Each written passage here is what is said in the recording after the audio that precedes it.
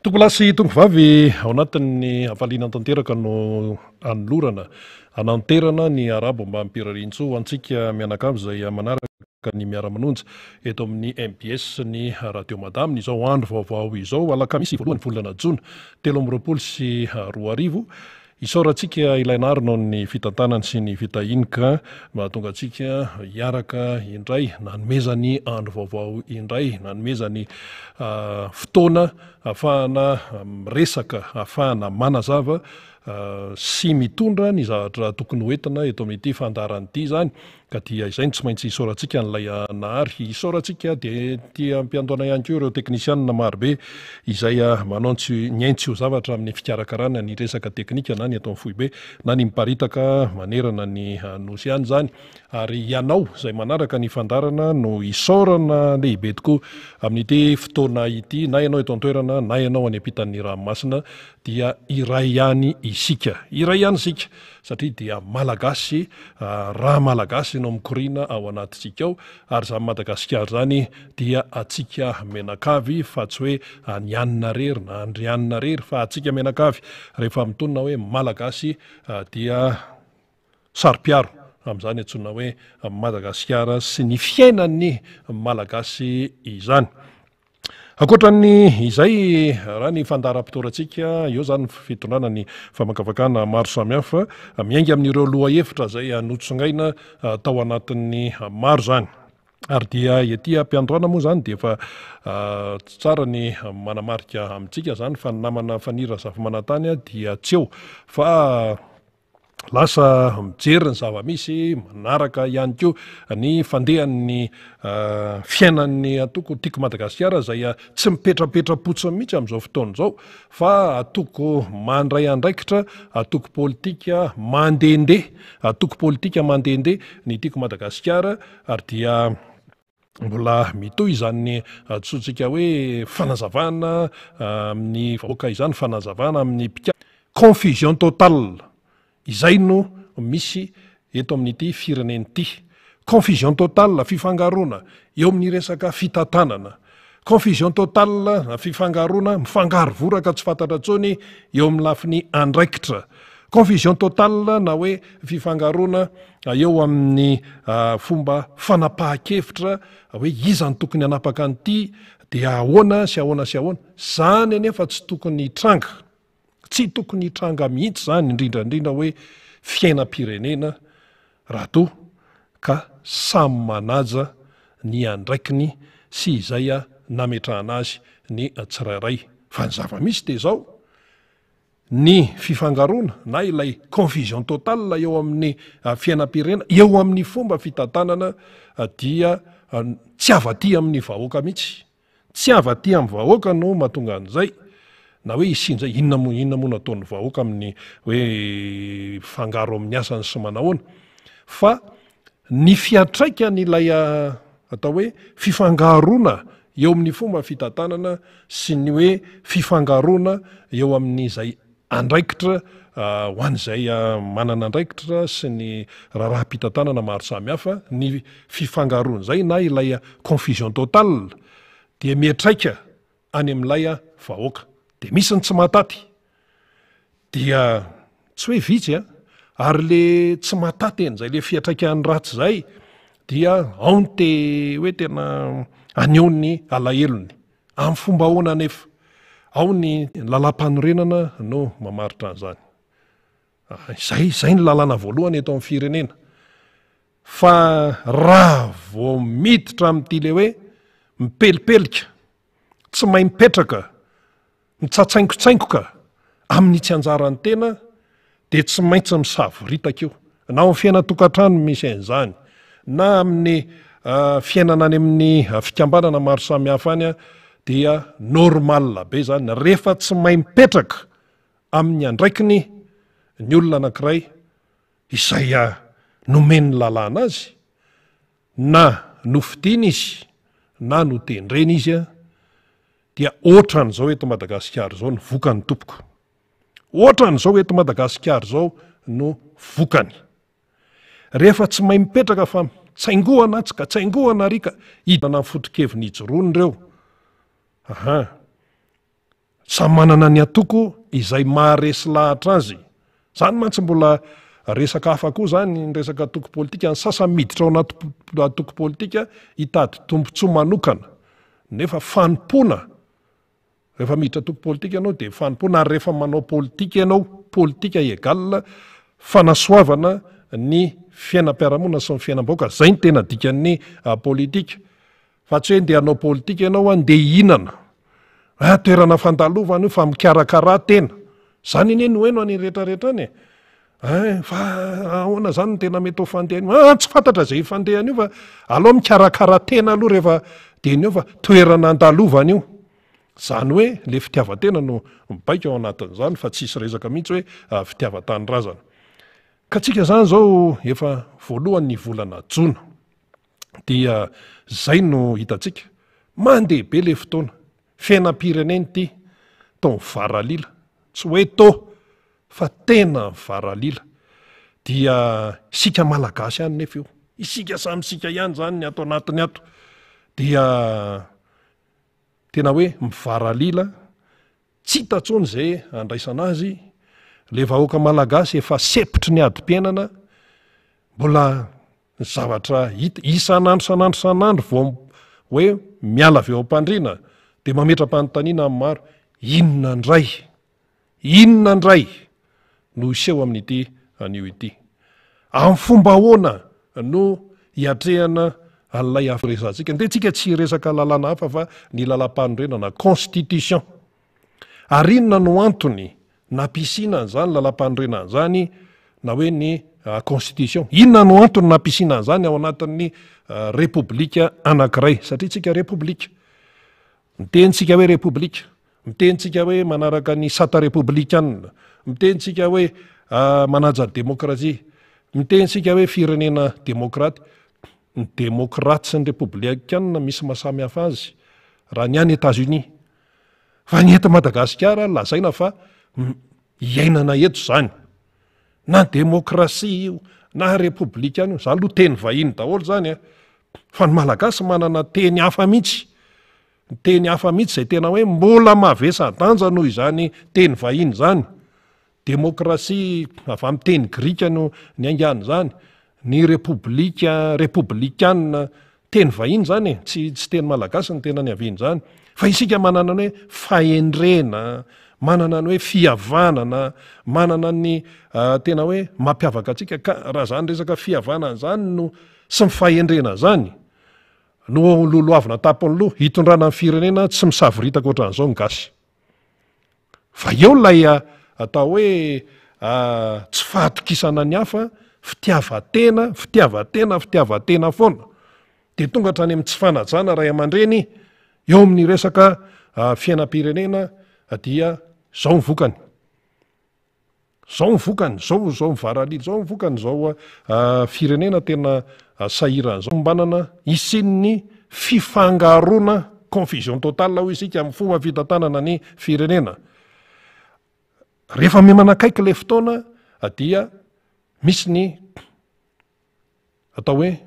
misy an'le teny manahirana moa, fa zay ny filaza amin'ny maro azy hoe eno eny anivo amin'ny fiarahamonina hoe mipanika. Iza no mipanika?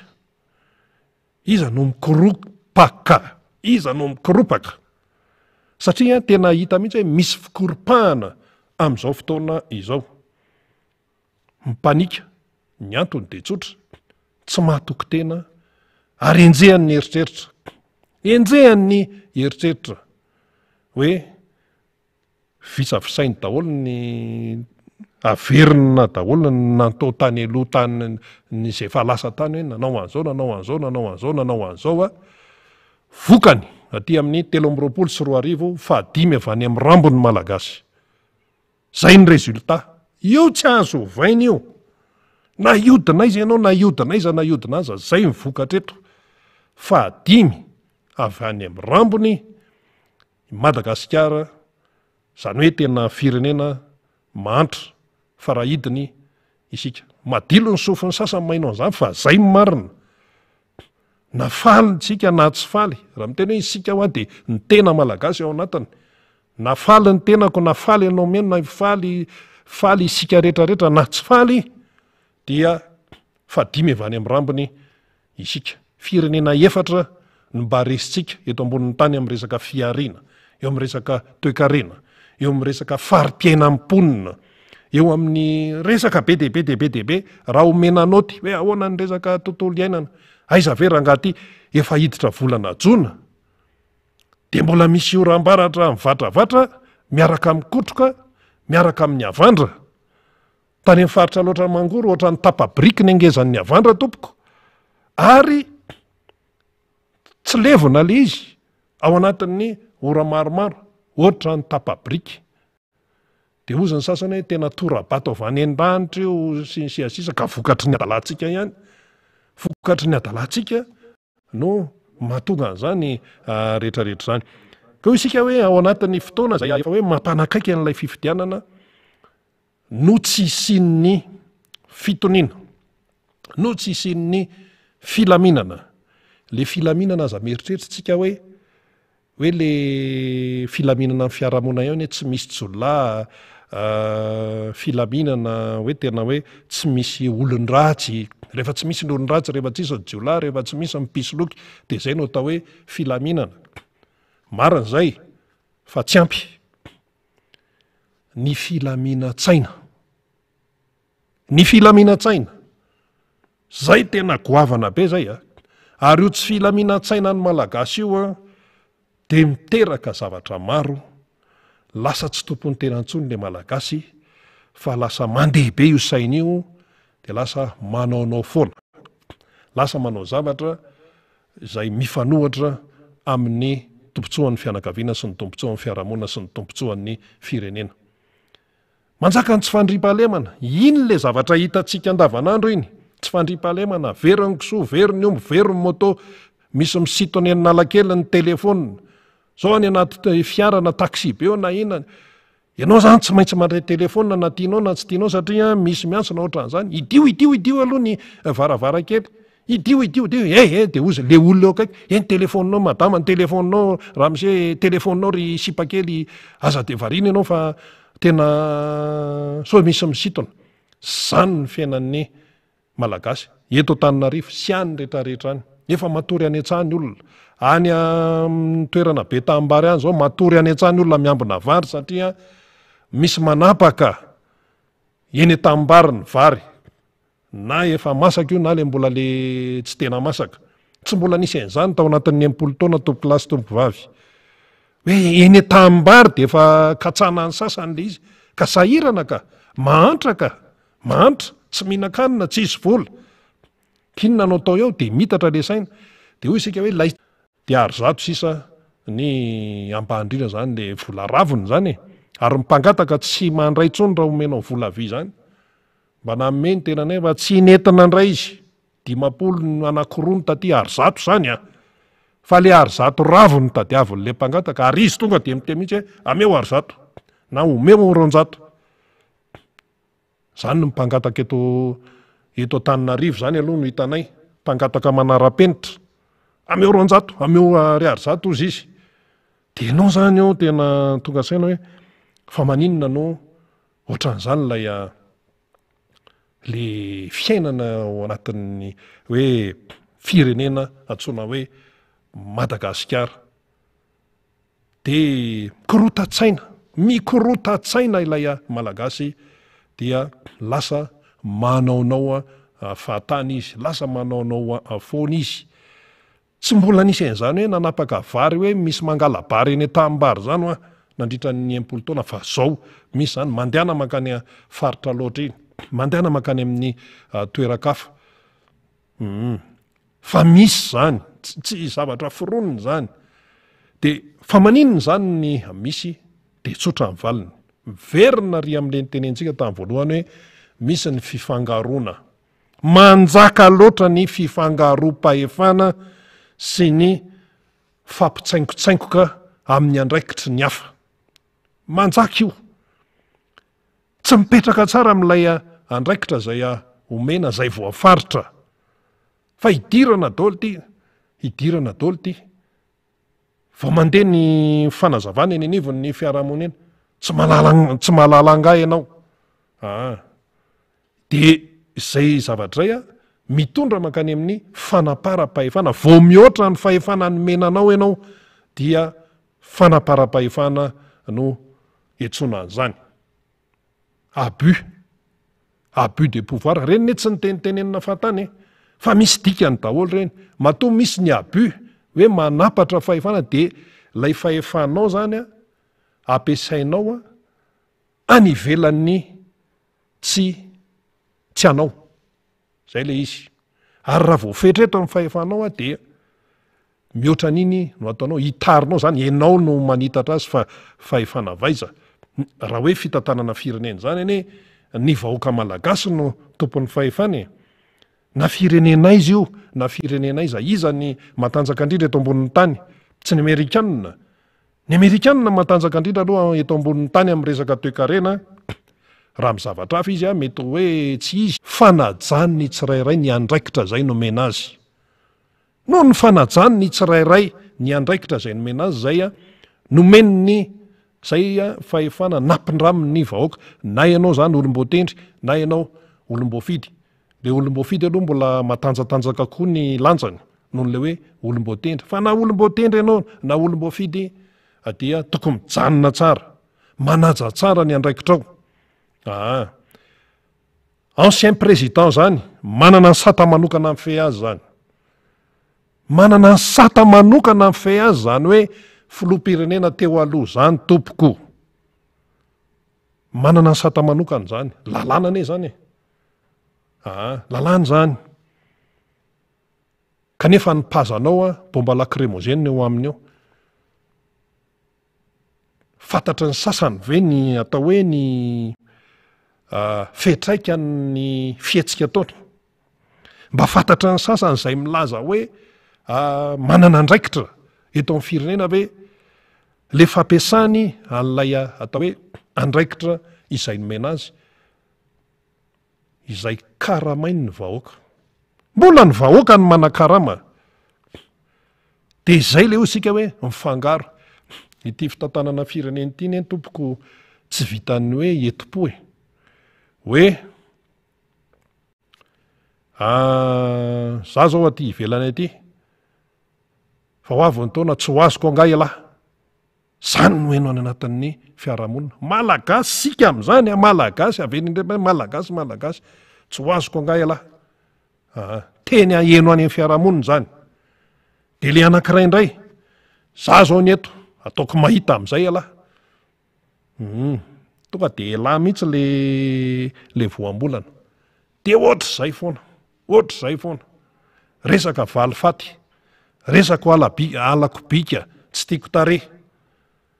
Any amin'ny resaka raharaham-pirenena ve no ampanjakana an'izany? Sa tsika te ho lasa Rwanda 2? Sa tsika te ho lasa RDC 2? Satria mahatonga an'ireny firenenireny misaviritaka mantsy dia vokatr'izay le hoe ho azoko alahy manaraka. Za zao ny eto ataoko mahita amin'izay alahy. Zay le zavatra mitranga. Dia rehefa mitranga izay zavatra izay tsy misy raharahavanina mihitsy ao anatin'ilay firenena, tsy misy raharahavanina ao anatin'ilay fiarahamonina. Tsy misy mazi zany, tsy misy zavatra tonga ho azy zany amin'ny hoe fanatsarana amin'ny fiainam-bahoaka. Tsy misy an'izany hoe ampanantenana zao ny vahoaka malagasy moa zao dia efa tezaina amin'ny alalan'ny kisendrasendra, tezaina amin'ny alalan'ny loka, tezaina amin'ny alalan'ny kitsapatsapa vitana. Zany ny fanabeazana omena an'le malagasy amintsika amin'ny teny zao. Fa ny tokony ho izy zay eto ane miteny foana hoe zao ny tokony atao sy ny anona fa iny tsy voatery anaraka an'iny tsy ohatran'ny sasany hoe mampianatra. Ny eto tsy isy fampianarana zany eto. Ny miara-manonja eto amin'ny MBS ny Radio Madan tsy mampianatra mihitsy fa manazava, mampisokatra ny sain'ny olona ary anjaran'ny tsirairay no manatanteraka na tsy manatanteraka an'izay lazaina. Tompo-tsafidy ny tsirairay ao anatin'izay zavatra tenenina zany. Tompo-tsafidy izy ka eto tsy misy hoe manery any anina na hoe manery any anina fa fanazavana no atao zany manoloana an'ireny toe-javatra izay hoe tokony ho fantatra eto amin'ny firenen'ireny. Mifangaro voraka ny fiainan'ny malagasy dia tsy fandriam-pahalemana manjaka, tsy filaminana, ny tsy filamina-tsaina any ny tena loha zany, tsy filamina-tsainy ny malagasy. Dia eo zany le hoe mena fahefana, ny mena fahefana, tsy hoe ny mena moa zany fa nampindramina fahefana. Dia inona no ampiasana n'ilay fahefana io? Ary le fahefana efa voafetra hoe hatreto no azonao atao. Zay zany aloha le espasy,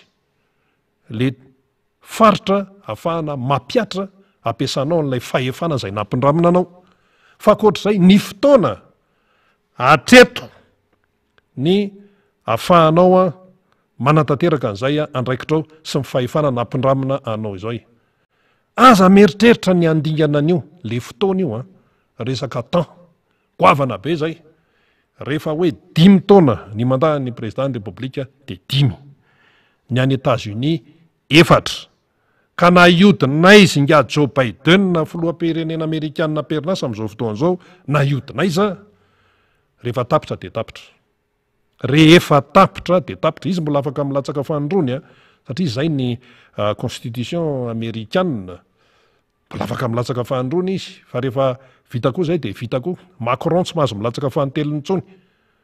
Zay koa ny vita koa ny Macron zany amin'ny fifidianana manaraka any. Zao ny olona dia efa mieritreritra ny atoko politika isan-karazany ao Frantsa ao, ny amin'ny hoe iza no alefa ao, ho alefa candidat. Zao ny olona fitondrana firenena zany tompoko raha mieritreritra an'izany ianao, tena misy fotoana maro eritreretana an'izany, fa tsy tapitapika ao. Misy mikopaka avy any ananina any, mikopakopaka. Tena ranona mihitsy zao no tena ohatran'ny mety atao eo satria ranona no ahafahantsika mampandeha mibizina. Zany hoe tsy fitiavan-tanindrazana, tsy fitiavana mpiarabelona ny ao ambadik'izay, fa fitiavan-tena aty ananina aty, resaka fitiavan-tena. Ka ny hoe na hoe irotsaka fifidianana iny io na irotsaka fifidianana inny, dia mila fiomana zany. Neny Amerikanina tompoko Joe Biden ny 7 taona na 9 taona izay dia efa sénateur. Anisan'ny sénateur tanora indrindra tamin'ny fotoan'androny nga Joe Biden. Teneniny eto zany. Zany hoe raha resaka politika zany, raha resaka fampandrosoana zany, raha resaka relation internationale zany, na resak'inona na resak'inona amin'ny fiainam-pirenena any États-Unis, tsy atory voanjo amin'izany voanjo dina amin'izany nga Joe Biden. Ka raha nilatsaka izy, raha nilatsaka filoham-pirenena izy tam'le teo, dia olona efa matotra, olona mahay, mahalala, mahavita. Amoa lesona nampianarin'ny président Marc Ravalomanina anay zany, sy ny olona maro, mahalala, mahavita, mahay. Zany le atao hoe Joe Biden zany. Ka raha nilatsaka teo izy efa ny fiainany rehetrarehetra dia efa natokany amin'izay hoe politika izay, ary fantany daholo tia kipitsopitsony rehetrarehetra ity, na ny fiainana ao anatiny na ny fiainana any ivelany, ary ny toetra ny manodidina fantany. Tsy ny ao amin'ny demokraty ihany fa ny républicain sisa. Fantany hoe aiza ny fahalemeny ihany, aiza ny faiblesse ny républicain, aiza ny faiblesse fahalemeny Trump. Zay neny nahavoazy any Trump, fantariny aloha ny fahalemeny ny adversaire, dia mametraka amin'izay izy ny stratégie amin'ny hoe fandresen-dahatra ny Amerikanina. Tsy stratégie fampiasan-kery, tsy stratégie hoe fampiasana olona izay ndeha hanaporitra. Ny sasany mantsy izay ny stratégiany. Rehefa hiatrika zavatra sarotraritra, indrindrindrindra hiatrika fitsaram-bahoaka amin'ny alalan'ny fifidianana, dia mametraka stratégie, mametraka paikady tsy madio, fa paikady maloto. Inona natao hoe paikady maloto raha hoe resaka hoe hiatrika fifidianana ianao? Tsoina ny momba ny olona, tsy soratana ao anaty lisam-pifidianana le olona, avy arebireby le olona, alefa tsy makatsy ny makary tsy mahazo valy teny mazava le olo-pirenena io tenenina io lazaina fa refonte total natao nefa tao ralina hafahafa apetraka mihitsy aloha hoe hafahafa raha nijerena ny tany amin'ny fokotany rehetrarehetra tany zany le izy zany dia stratégie madio no ilaina ary ny firenena mandroso dia mampiasa an'io rehefa tia hifaninana ianao dia ampiasainy stratégie ao anatin'ny lalao madio saina enjehan'ny lalàna zany any Frantsa zao Sarkozy mitondra bracelet inona moa ty filaza azy bracelet électronique mamenatra ane zany mamenatra zany satria ianao miala am'le andraikitra zay nomeny ny fahefananao sy nampindraminanao zany miala amin'iny ianao de tsy maintsy voasazy ohatra ny olona zay tsy manara-dalàna rehetrarehetra zay le hoe lalàna zay dia ohatran'izany ny olona nomena fahefana izy de manaraka an'izay arak'izay voasoratra arak'izay voasoratra ny lalàna mife azy zany de nen'ny olona manaja tsara an'izay de tsy gaga sika raha mandeha tsara ny fiainana amin'ny ankapobeny raha ny any Frantsa zao ohatra ny resantsika reo ny tena pidina an-dalambe reo tompon-daka mihitsy ny frantsay amin'ny fidinana an-dalambe rehefa tsy faly izy tonga de midina an-dalambe tsy faly ny pilote de eny amin'ny arabe tsy faly ny sazy fama de eny amin'ny alabe tsy faly ny mpampianatra any Frantsa io de eny amin'ny arabe ary raha igrevy reto frantsay reto tena enjana be fa ny toekareny ambony be mbola tafiditra ao anatin'ny G7 izy na G8 izy na G20 izy na G10 izy rehefa hoe G de tafiditra ao ny frantsay nefa reo ny tena tompon-daka mpigrevy Macron zany ane rehefa mifanehatra amin'ny olona tsy faly eny enaniny eny tena mahita mihitsy tena mahita mihitsy i ramatoabe Elisabeth Borne prime ministre frantsay am-perinasa amin'izao fotoana zao ne mba nijery any rehepandeha tamin'ny fahitalavitra ny Frantsa zany amin'le fasefasy amin'ny solombavam-bahoaka mamay tena mamay ary tsy mitsitsy fitenenana mihitsy ny solombavam-bahoaka le hoe tsy mitsitsy fitenenana tsy hoe manopa akory tsy zay fa tena mahery mitondra fanazavana ny solombavam-bahoaka amina resaka anankiray amina sujet anankiray zany miaraka amin'ny profy rehetrarehetra miaraka amin'ny taremarika rehetrarehetra zao fa enjany zany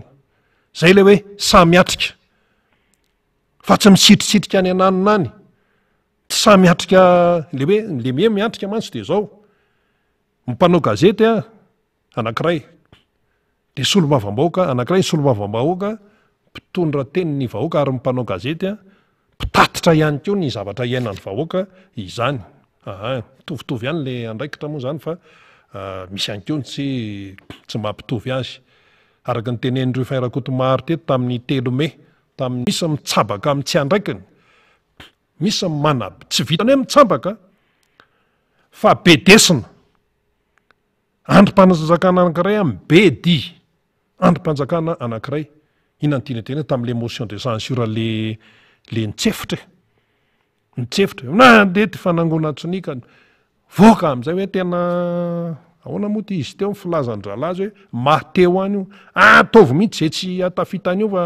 ana de teneny daholo ndanareo miteny any amin'ny tele teneny nisy nangalatsony nisy an'izao hoe tsy avaty amin'le vahoaka malagasy ny mahatonga an'io fa avy any amin'ny fifangarona noho ny fifangarona ndraikitra sy fifangarom-pitantanana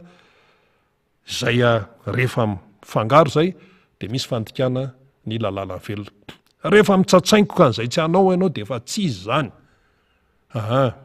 tsy izy mihitsy zany rehefa mitsatsaingoka an'izay tsy hanao ary ny andraikitry ny hafa aza tsaingotsaingohana andraikitra zay voalaza ny lalàna zany aza tsaingotsaingohana mihitsy io fa rehefa azy iny de azy fa le fitambarany zay rehetrarehetra zay samy mahafantatra ny andraikany tsiraray araka ny voalazany lalàna velona de ny fitambaran'izay no mitondra makany amin'ny fampandrosoana zany le izy ny olona antany io ireo solombavam-boaka ireo be deabe ny député antika Madagasikara tonga eto misy problema any le olona ozy izy ny député niteny an'izany ny député an'ilay Retsimbazafy niteny an'izany ny député Jery niteny an'izany ny député Rastany voaingakaingana maro ny député tonga eto zany député Fietra tonga avany le olona manana olana izy manana problema de any amin'ny député izy mandeha député nefana fahefana mpanao lalàna ny famahana ny olan'ilay olom-pirenena de inona any amin'ny fahefana mpanatanteraka mamahan'le izy raha ny tena izy tsy hoe mitsabaka amin'ny andraikitra ny hafa ny solombavam-boaka amin'izay tiana tenen'izay fa le olona raha mitaraina any aminy de mihaino ny député de aveo izy tatitra an'izany ary any amin'ny lapan'ny Tsimbazaza andraikiny ihany koa ny hoe fanaraha-maso ny asan'ny gouvernemanta zay ny tena izy zay fa raha vao hoe tena misy hoe tena misavoritaka dia tsy mety ny resaka hoe fampianona moa zany hoe capacité d'écoute ho an'ny sasany ianao zany raha mitondra zany mila manana an'izany ianao fa ny sasany eo ambony latabatra eo tsy manao desanty tsy mijery ny tena any anaty anina rehetrarehetra fa miandry an'le tatitra miandry tatitra fotsiny ahoana ny ery de le mpikopakafo amin'izany ato mandeha any tsy maninona io président tsy maninona io fa mety io aza matahotra ianao fa io tena tsy mampaninona zany io fa mbola tena ianao tena tiany vahoaka ianao tena zao ianao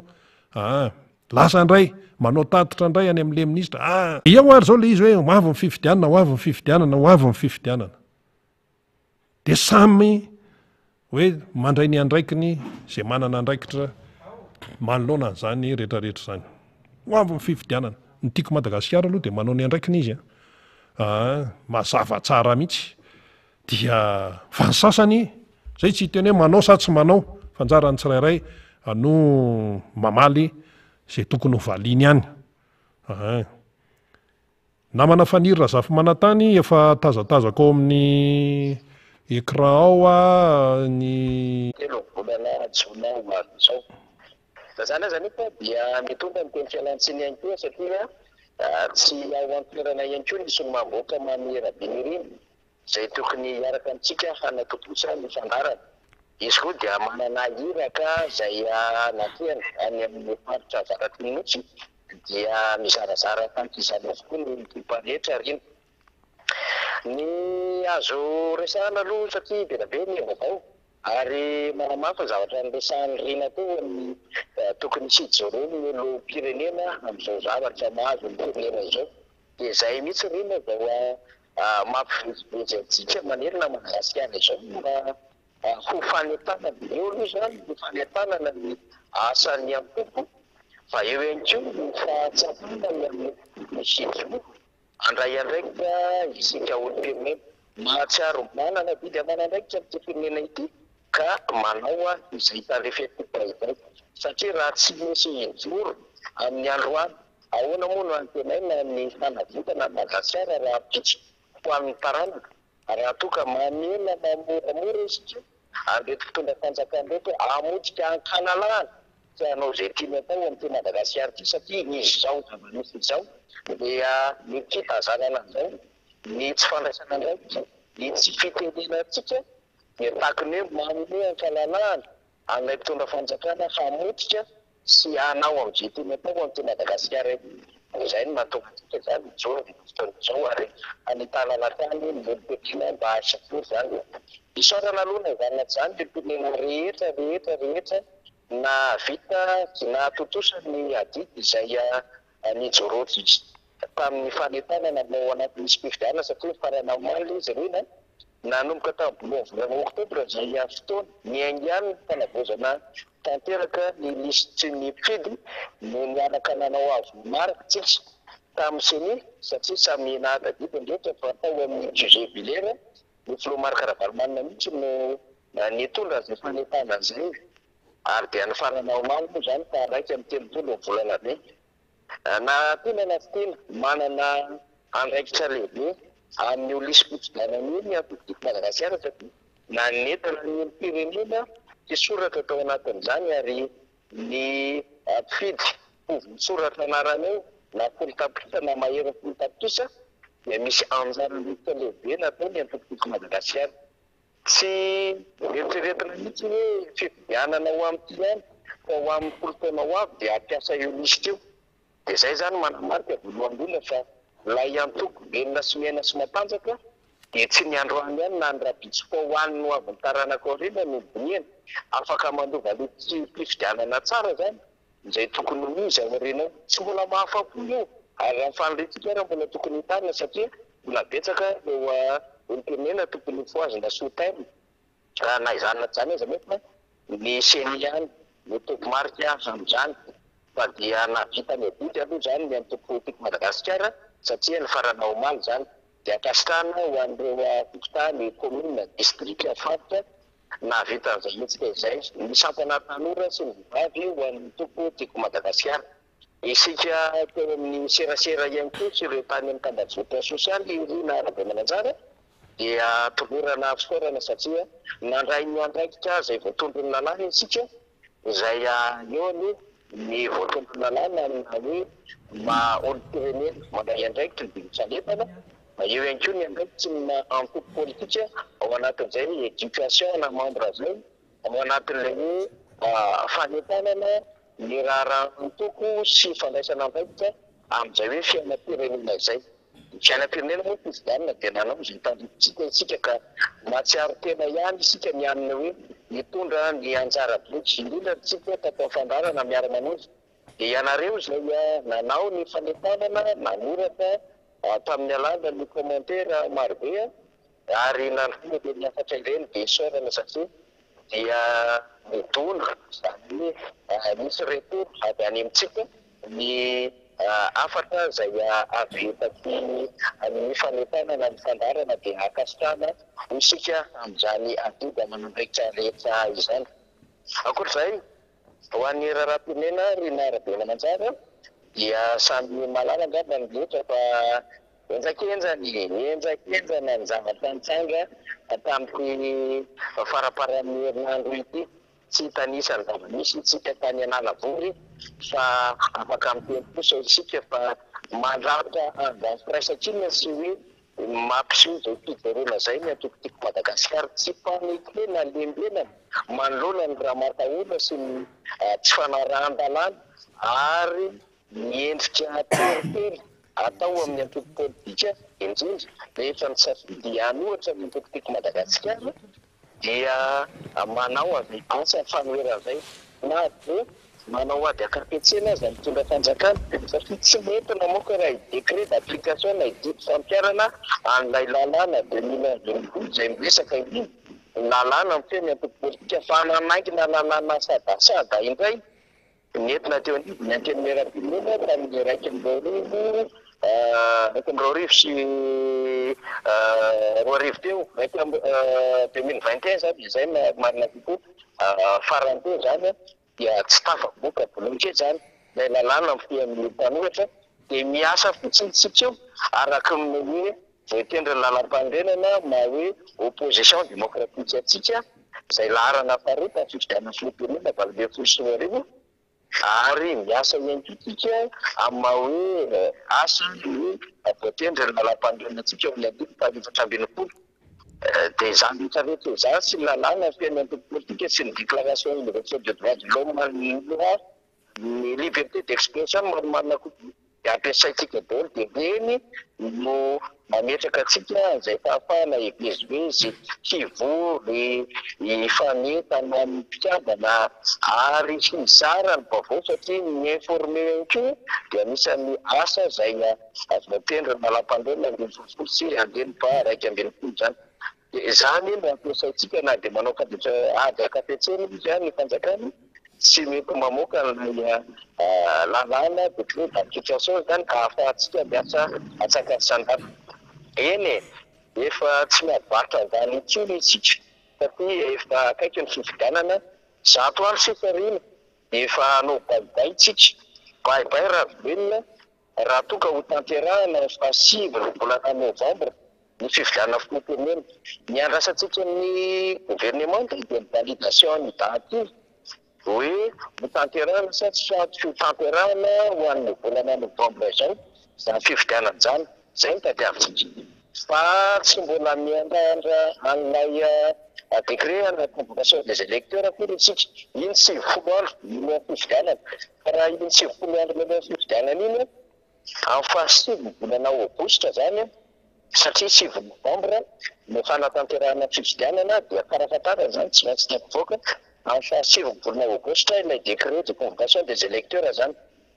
fa mialohan'izay everitsika fa afaka mandray araky ny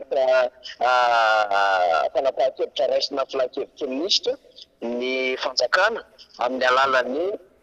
manaitsy ny fanatanterahana ny fifidianana zany efa tokony herintaona mialoha zany dia efa hoe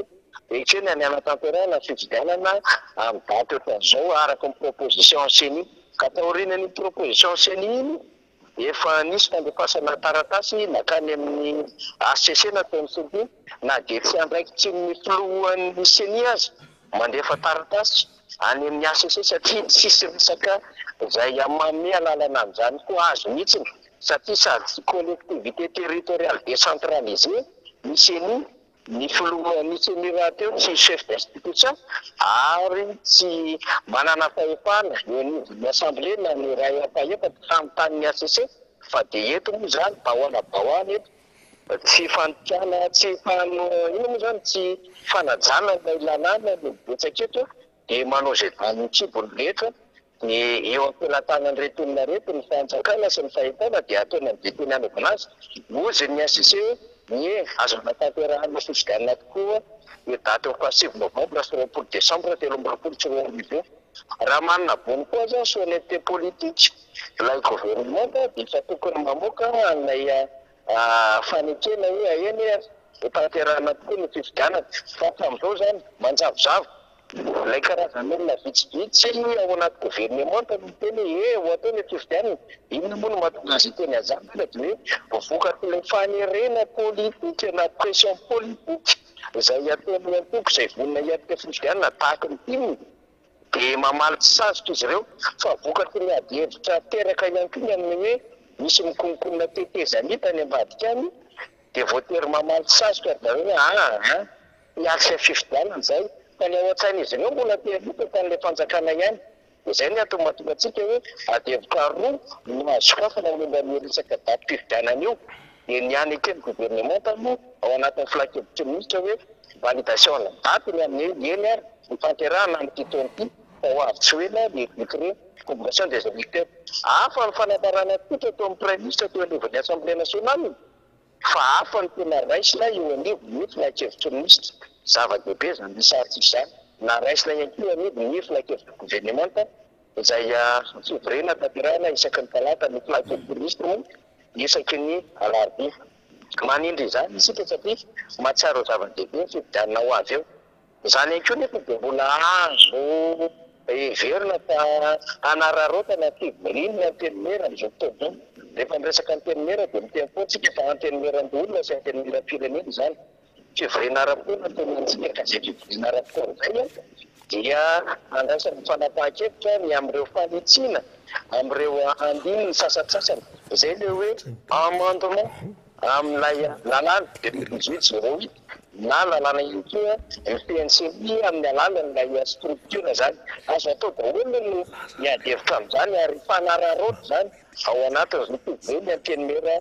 pirenena izao ka manahita ihany tsika ny vola parlementaire rehefa mbahoaka mba haika fandraika manoloana izany manahita ihany koa tsika rina zany ho an'ireo fiarahamonina mba andonda-tabatra ho an'ny fitondram-panjakana satria ny fifidianana 2018 na tonga n'ilay 73 député teny Analakely dia vokatry ilay lalam-pifidianana ihany mahatonga an'izy ireo ary zay teny antsika hoe tsy tsara tena na raha miteny ny premier ministre hoe tsy hikitika an'io lalam-pifidianana io satria vokatry ny adihevitra ny lalam-pifidianana no napopotra n'ilay 63 député akoatra ny laiadeko teny Mpaondoro moa zany de 63 député iny tonga teny Kianja rehefa avy eo niainga tao amin'ilay trano trano fiadenan'ny tanàna tetsy Ambojatovo de miazakazaka teny amin'ny présumé dia déclenché amina grève iny de iny le nahazona an'le PM de consensus nahatonga ny Christian Tsay teo ka zay no tenenantsika hoe tsy tsara toerana hiteny izy hoe tsy hikitika lalam-pifidianana satria ny fikitiana lalam-pifidianana dia fikarohana izay zavatra mahatsara mihitsy satria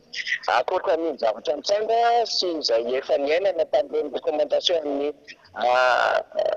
fonds européenne reny dia misy feno maromaro izay miendrika fodiniana taty aoriana marobe izy ireo dia manaitra zavatra isika rehefa avononana zany le ho an'ny atokotoko Madagasikara fa tsy mba azona ny fifidianana madio mangarahara ekemreto ary isy izay alternance démocratique alternance tony zay na hoe fandembiasampanefana mahatrany fitoniana zay de ny fananana zay lalam-pifidianana sisiny ary ACC zay tena hoe azonrehetra iamperina moka didy fifidianana zay no fanoreny rehetra zany renarabe mananjany de mamerimberina miresaka an'izany tsika amin'izao fotoana izao satria mbola azo tsara ny adepto vao manitsaka mantsy isika io ny voalohany volana jona dia zay mbola manana ray volana eo telitsika zany tokony handinihana ty adepto ty eo anivo ny antenimera pirenena mba ho tena matotra tsara ny adepto ambanina raha-pirenena eto Madagasikara akoatran'izay rena ny an'ny raha-pirenena dia azakazaky ny efa mangaladiny atao ny fitondram-panjakana na de efa nitatataparatsika ny amin'ny hoe tsy mety io zavatra ataon'ny fitondram-panjakana zay mizara contrat amin'ny mpatenatra zany hoe trama mpiasa-panjakana io izy any manodidina eo amin'ny roanjato na telonjato any amina faritra dia ampanaovina akanjo volomboasary ampanaovina kravaty volomboasary no volomboasary chemise volomboasary banderole volomboasary zay zavatra rehetrarehetra tao de ravana am'izay ary tsy menatra tsony le ministre ny éducation nationale izay mampifangaro ny raharaha politique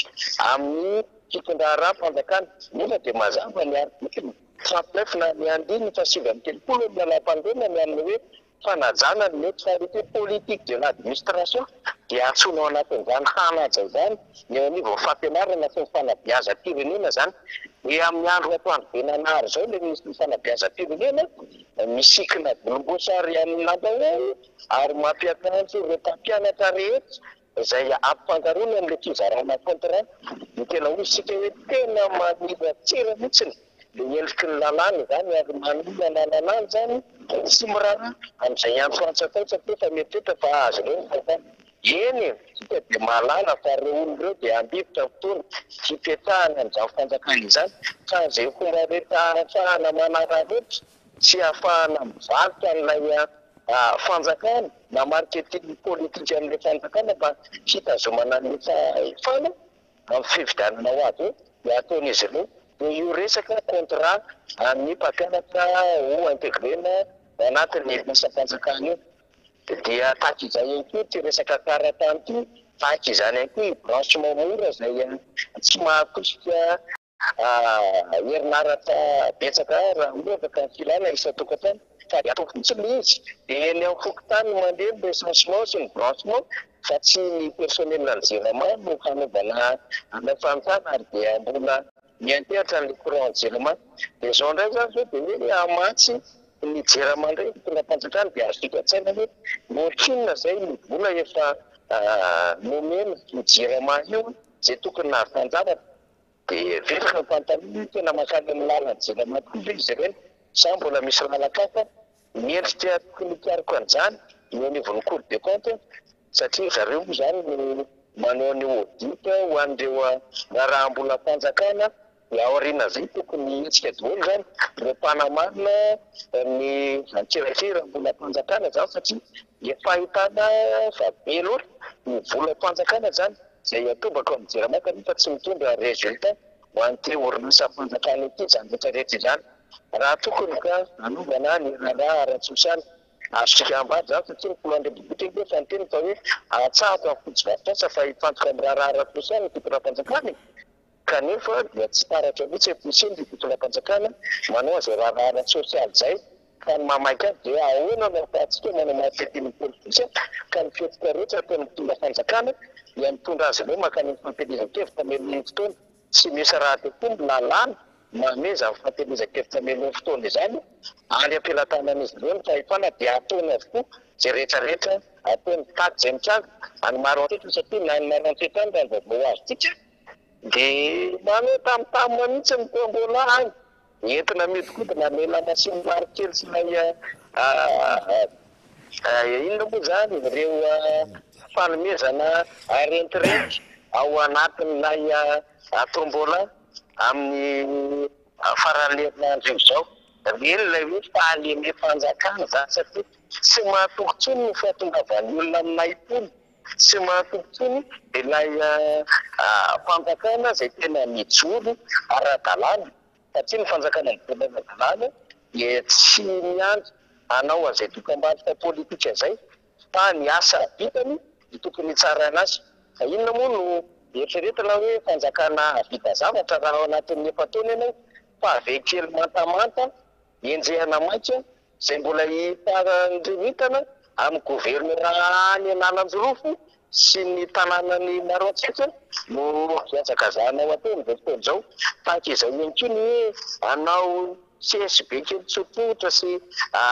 fianarana kely tsotsotra zavatra klasika nataon'ny fanjakana ny fambiby zany fa le zavatra lavandeha andrasan'olona dia hoe nahafapo ve ny vidiny lavany nahafapo ve ny asan'ny fanjakana tamin'ny fa anao an'io lalam-pirenena fahadimy to masina katrany maro antsetra zany ny andrasan'olona zany ahoana ny fanatsarana ny fitavia maro antsetra inona reo fitaova misy kanina ve ao misy resaka radiographie ary afaka manao intervention chirurgicale ve ny hôpitaly ao amaro antsetra manahoana ny resaka tositra amin'ny alalina amin'ny fambolena misy banque de semence any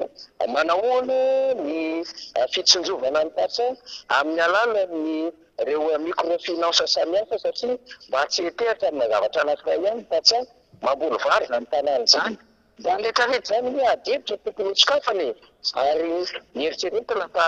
nandrasana tan'ilay fitondram-panjakana fa tsy vitany zany fa ny EPP, CSB, PAV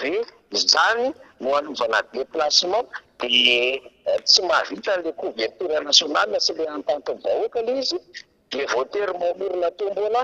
le mpitondra ny toerana mba hoaderadina ho an'ny vahoaka hoe miasa le izy zany hoe foronina zany nietsika tahakin'ireny hahafahana mampidina an'le filotomena ny any amina district anankiray mampimiany izy tsy dia tena hoe mampiseho an'ilay image na asana filohan'ny repoblika ilay mampiseho an'ilay tena hoe datiseur le izy tokony mampiseho zavatra mahavandre tsika zao amin'izao zao dia manala fa misy edrahonana iny ny tody famokarana herinaratra marantotra ny votiriny zany zao dia tokony efa andeha lavitra ndratra satria nytozegrina no hitadana zany dia hoe ahoana no afahana manatsara ny govon'ny herinaratra aovona mba hahazo tsara izany moaransotra district zay misy commune roapolo any ny adevitra zany ny andrasana n'le fitondram-panjakana fa tsy resaka hoe EPP na CSB tsika tsy miteny hoe ratsy zany fa tsika te hiteny dia amin'ny hoe mba andraikita goavambe koa tsaranga no atao hoe fanjakana fa tsy hoe zavatra kely tsotsotra no hampanaovana ny déplacement ana filompirina zany fa tsika hatran'izay ny adevitra satria feon'olona maro no azo tsika dia mety tsika amin'ny fandarana tahaka izao reny raha pitso hiteto any eny an-dalana moa misy zavatra azo resahana reny dia metika ihany fa ny azo antany dia iverina iresaka amintsika ny tenako raha pitso hilaza ny vaovao dia amin'ny reny voakibo iny fa ho ampitaiko vanitsika min-dalana zany inona ny zavatra hitsanga tia majanga dia hitatsika eo moa zany fa dia hoe ny fandrina dia hototosa tsaka ny sandavany ny congrès partre izay efa nomanina zany nandritry ny herinandro maromaro araka ny tantaram-potoana ny toko tiako Madagasikara dia ampitaina arak'izay ny fivoarany vaovao. Ny namana iada moa mbola ho avy eo ihany ny fanampy atsehatra amin'ny Rina Rabemananjara. Ny Rina ihany dia manao izay ho afany ary isika izay mpanaraka fandaharany heverina fa mba miendrika azo bravo kosa Rina ao anatin'izao ezaka lehibe zao satria tena fizarana andraikitra lehibe na ny mijanona ao an-toerana na ny mandeha terrain zao fa indrindra ny mijanona ao an-toerana satria ny mitazona antena ao anatin'ny adiny telo zany tsy mora kanefa Rina amin'ny enina maraina dia efa eo amin'ny studio dia mbadika bravo zany satria hoavande miaraka namana faly ry Joshua ry Lalaina ry Onja sy ny tseparetraretra dia mba tena ankasitrahana zay bozaka izany. Zay aloha Rina ho azo ampitaina fa dia mamerina ny fisaorana ary ny antena antsika alenosy fantatra raha misy ny vaovao fantatra dia metitra ihany koa zany fa ny zava-misy dia tsy maintsy hitateriko antsika miainga avy aty Mahajanga araka ny fandaminana izay congrès party izay. Tanirina zafimanata ny hoan'ny NBS radio télé radio mata anatin'ny fandarana miara-manonja Rina Rabemananjara. Eny ary tafita ny afatra dia isaorantsika namana fanira zafimanatany zay any amin'iny lalam-pirenena faefatra iny amin'izao fotoana izao araka ny nambarany teo dia hiazo ny Mahajanga renivohitribona hiatrika ny congrès party ny tiako Madagasikara zany zay tomboka moa izy eo amin'ny sabotsy ho avy zao sabotsy telojona congrès party tsy misy tombola io oka aloha zavatsara oka aloha congrès party tsy misy tombola io tsy misy akitsapatsapoka hoe tsapaina ato hoe dia mahazo omby mahazo an'izao fa congrès party toy ny mahazatra. Misy amin'ny teny hoe inona moa zany tena mampiavaka ny congrès party ataon'ny tiako Madagasikara dia ny mampiavaka azy dia hoe tena hoe fijoroana amin'ny foto-kevitra amin'ilay endrika isehony mihitsika ny sasany aloha zany tombola ny tena voiziny ao fa ny congrès party ny tiako Madagasikara atomboka amin'ny fotoam-pivavahana fisaorana an'Andriamanitra. Zay ny tena mampiavaka azy aloha dia eo moa zany ny resaka hoe fanentanana maro fitaom-pivavahana isaorana an'Andriamanitra sy fangataham-pitahina amin'Andriamanitra no anokafana foana ny congrès party na ihany koa zany ny fionambe ohatran'le natao tery amin'ny Lion d'Or ho anavaradrano tetsy Anosy Avaratra tamin'ny sabotsy teo. Zany mampiavaka ny tiako Madagasikara. Akoatran'ny izay araka nambara teo hoe ho avy eo ny namana iada ozy namana fanira zafimanatany efa eto izy fa eto akaiko eto izy namana iada zany dia efa mpisehatra eto izy amin'ny miara-manozaka dia omena azy ny sehatra rehefa avy eo zany aloha faly miarabany namana iada aloha zany toka somatsara eto amin'ny fandarana indray. Ya faly miarabanao Rina dia manao kokoa anareo ry faniry sy ny namana rehetra zay mandeha any Mahajanga any dia miaraba ny mpiara-miasa rehetra eto amin'ny MBS ny radio Mada ary dia miarabana manokana nareo mpanaraka ny fandarana miara-manonja. Eny ary hitondra fanazavana eto ny mpisehatra namana iada zany ny fandraisan'ny anjara eto toy ny mahazatra fa raha somary fitiantsika kely fotsiny zany ny nambara teo dia izao ny amin'ny hoe efa namafisany namana faniry teo hoe le resaka fifangaroana dia tena tsy ao tena mahazovahana fa le tena hoe neutralité amin'ny resaka administration dia tsy tantaratra mihitsy zany eto amin'ity fireneny ity dia lasa miverina amin'ny fanontaniana fa inona tsara moa ny tena andraikitry ny mpampianatra, inona tsara moa ny tena andraikitry ny ministra, inona tsara moa ny andraikitry ny préfet, inona tsara moa ny andraikitry ny gouverneur zay tsy voalazan'ny lalam-pandrenana fa napetraka teo fotsiny tamin'ny alalan'ny conseil des ministres, inona tsara ny tena andraikitry ny atoko politika, inona ny tena andraikitry ny fahefana mpanateriteraka, ny fahefana mpanao lalàna, ny fahefana mpitsara, inona daholo ny andraikitra zany ary voafetra ny inona daholo zany, inona no andraikitry ny société civile, inona ny andraikitry ny olo-pirenena, inona ny andraikitry ny tontolon'ny fandrarana, inona ny andraikitry ny fiangonana, inona ny andraikitry ny ray aman-dreny ara-drazana, inona ny andraikitry ny tanora, ny vehivavy, be samy manana ny andraikana fa misy mitsabaka ny an'ny tsy azy ao de zay no anisan'ny mampikorotana nyity raharahaty nefa sika hiatrika fifidianana izany dia akoatran'izay tena zava-dehibe ty misy moa le hoe ny atao hoe ny organisation internationale zany hoe ataontsika hoe ny sehatra raisam-pirenena zany manara-maso akaiky ny zava-misy aty Madagasikara reny tany analavory le nandevazany sasany bomba lacrymogène nahalatsany teo lohan'ny président Makaravalomanana reny efa hitan'ny any Europe reny efa hitan'ny any mivondry Europeana efa hitan'ny any ndretrarehetra any rehefa hitan'ny malagasy any ivelany any reny de zao no nataony tany hoe ahoany fanahoana kosa de tonga hatramin'izany hoe le any Madagasikara zany ny any dia tsy gaga isika raha nalefan'ny satria hoe hiatrika fifidianana ny eto Madagasikara zany de nalefan'ny sehatra raisam-pirenena Ramatoa fa efa manana donné izy zany hoe efa manana zavatra eo am-pelantanana izy momba ny fikarakarana ny fifidianana eto amintsika io raha lasa tena hoe averina hatramin'ny voalohany fanisana ny mpifidy ahoana ny resaka hoe ny olona mbola tsy ao anaty tsy tafiditra ao anatin'ny lisy mpifidianana nefa refonty fa fatan'izany efa manana information efa manana vaovao momba ny zahatra miseto Madagasikara ty Ramatoa ty ary izy efa hoe eto mbola misy an'ireny teny analavory reny mbola hitany daholo reny teny analakely sy ny rehetrarehetra reny hoe manahoana ny tontolon'ny demokrasia any Madagasikara aya mangalatra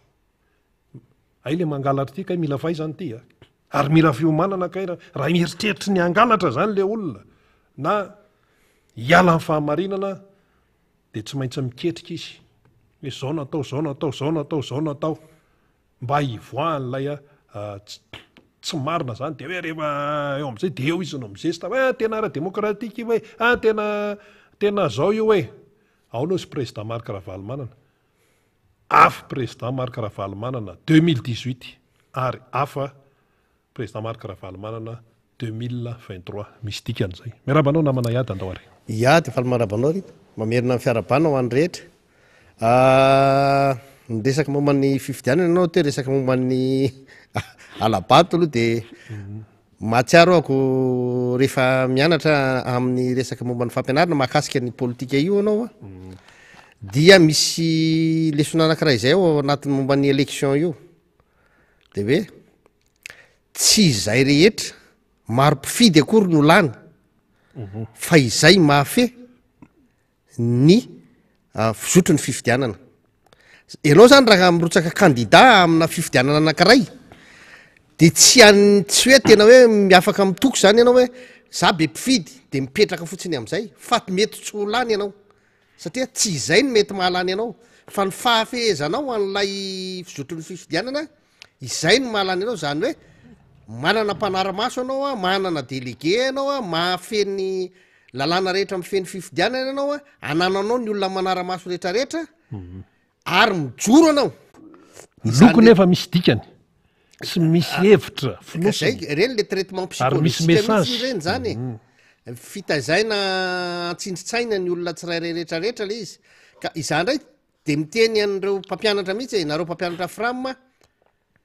rehefa hoe voatery aloha nareo satria nge nareo fantatra fa hoe nampanentanana mba ho voaray ho isan'ny mpiasa-panjakana de alefa tsy maintsy manao an'lay akanjo orange de raha ataovy le izy fa tsy maninona zay mahatsapa ary mahafantatra tsara fa tsy fidono anareo no manao an'lay akanjo orange amin'ny fotoana io trafic d'influence koa ny anarana zany fa ny teneninay aminareo zay indray makahery anareo foana zany indrindra nareo mpiasa-panjakana rehetrarehetra hoa zay amperinasa ka voatery manaraka n'zany fanirena ankolaka zany ny hampanaovina ny akanjony lokony ny fieritreretanao sy ny hosafidinao amin'ny fifidianana izay ndray kosa no teneninay hoe aza midy aminy aza ho eritreretinao fa izy de tsy maintsy hahafantatra ny safidinao rehefa tonga amin'ny fotoam-pifidianana anao tsia na de eo ary reo fampitahorana sy apetraka ankehitriny zany hoe alaina ny numéro karapanondro alaina ny photocopie ny karapanondro alaina daoly ny anarany rehetrarehetra eto amin'ny faritra eto de tsy maintsy ho tokotokony zao isan-jato zany no azo eto iny raharaany izy sy le président fokotanina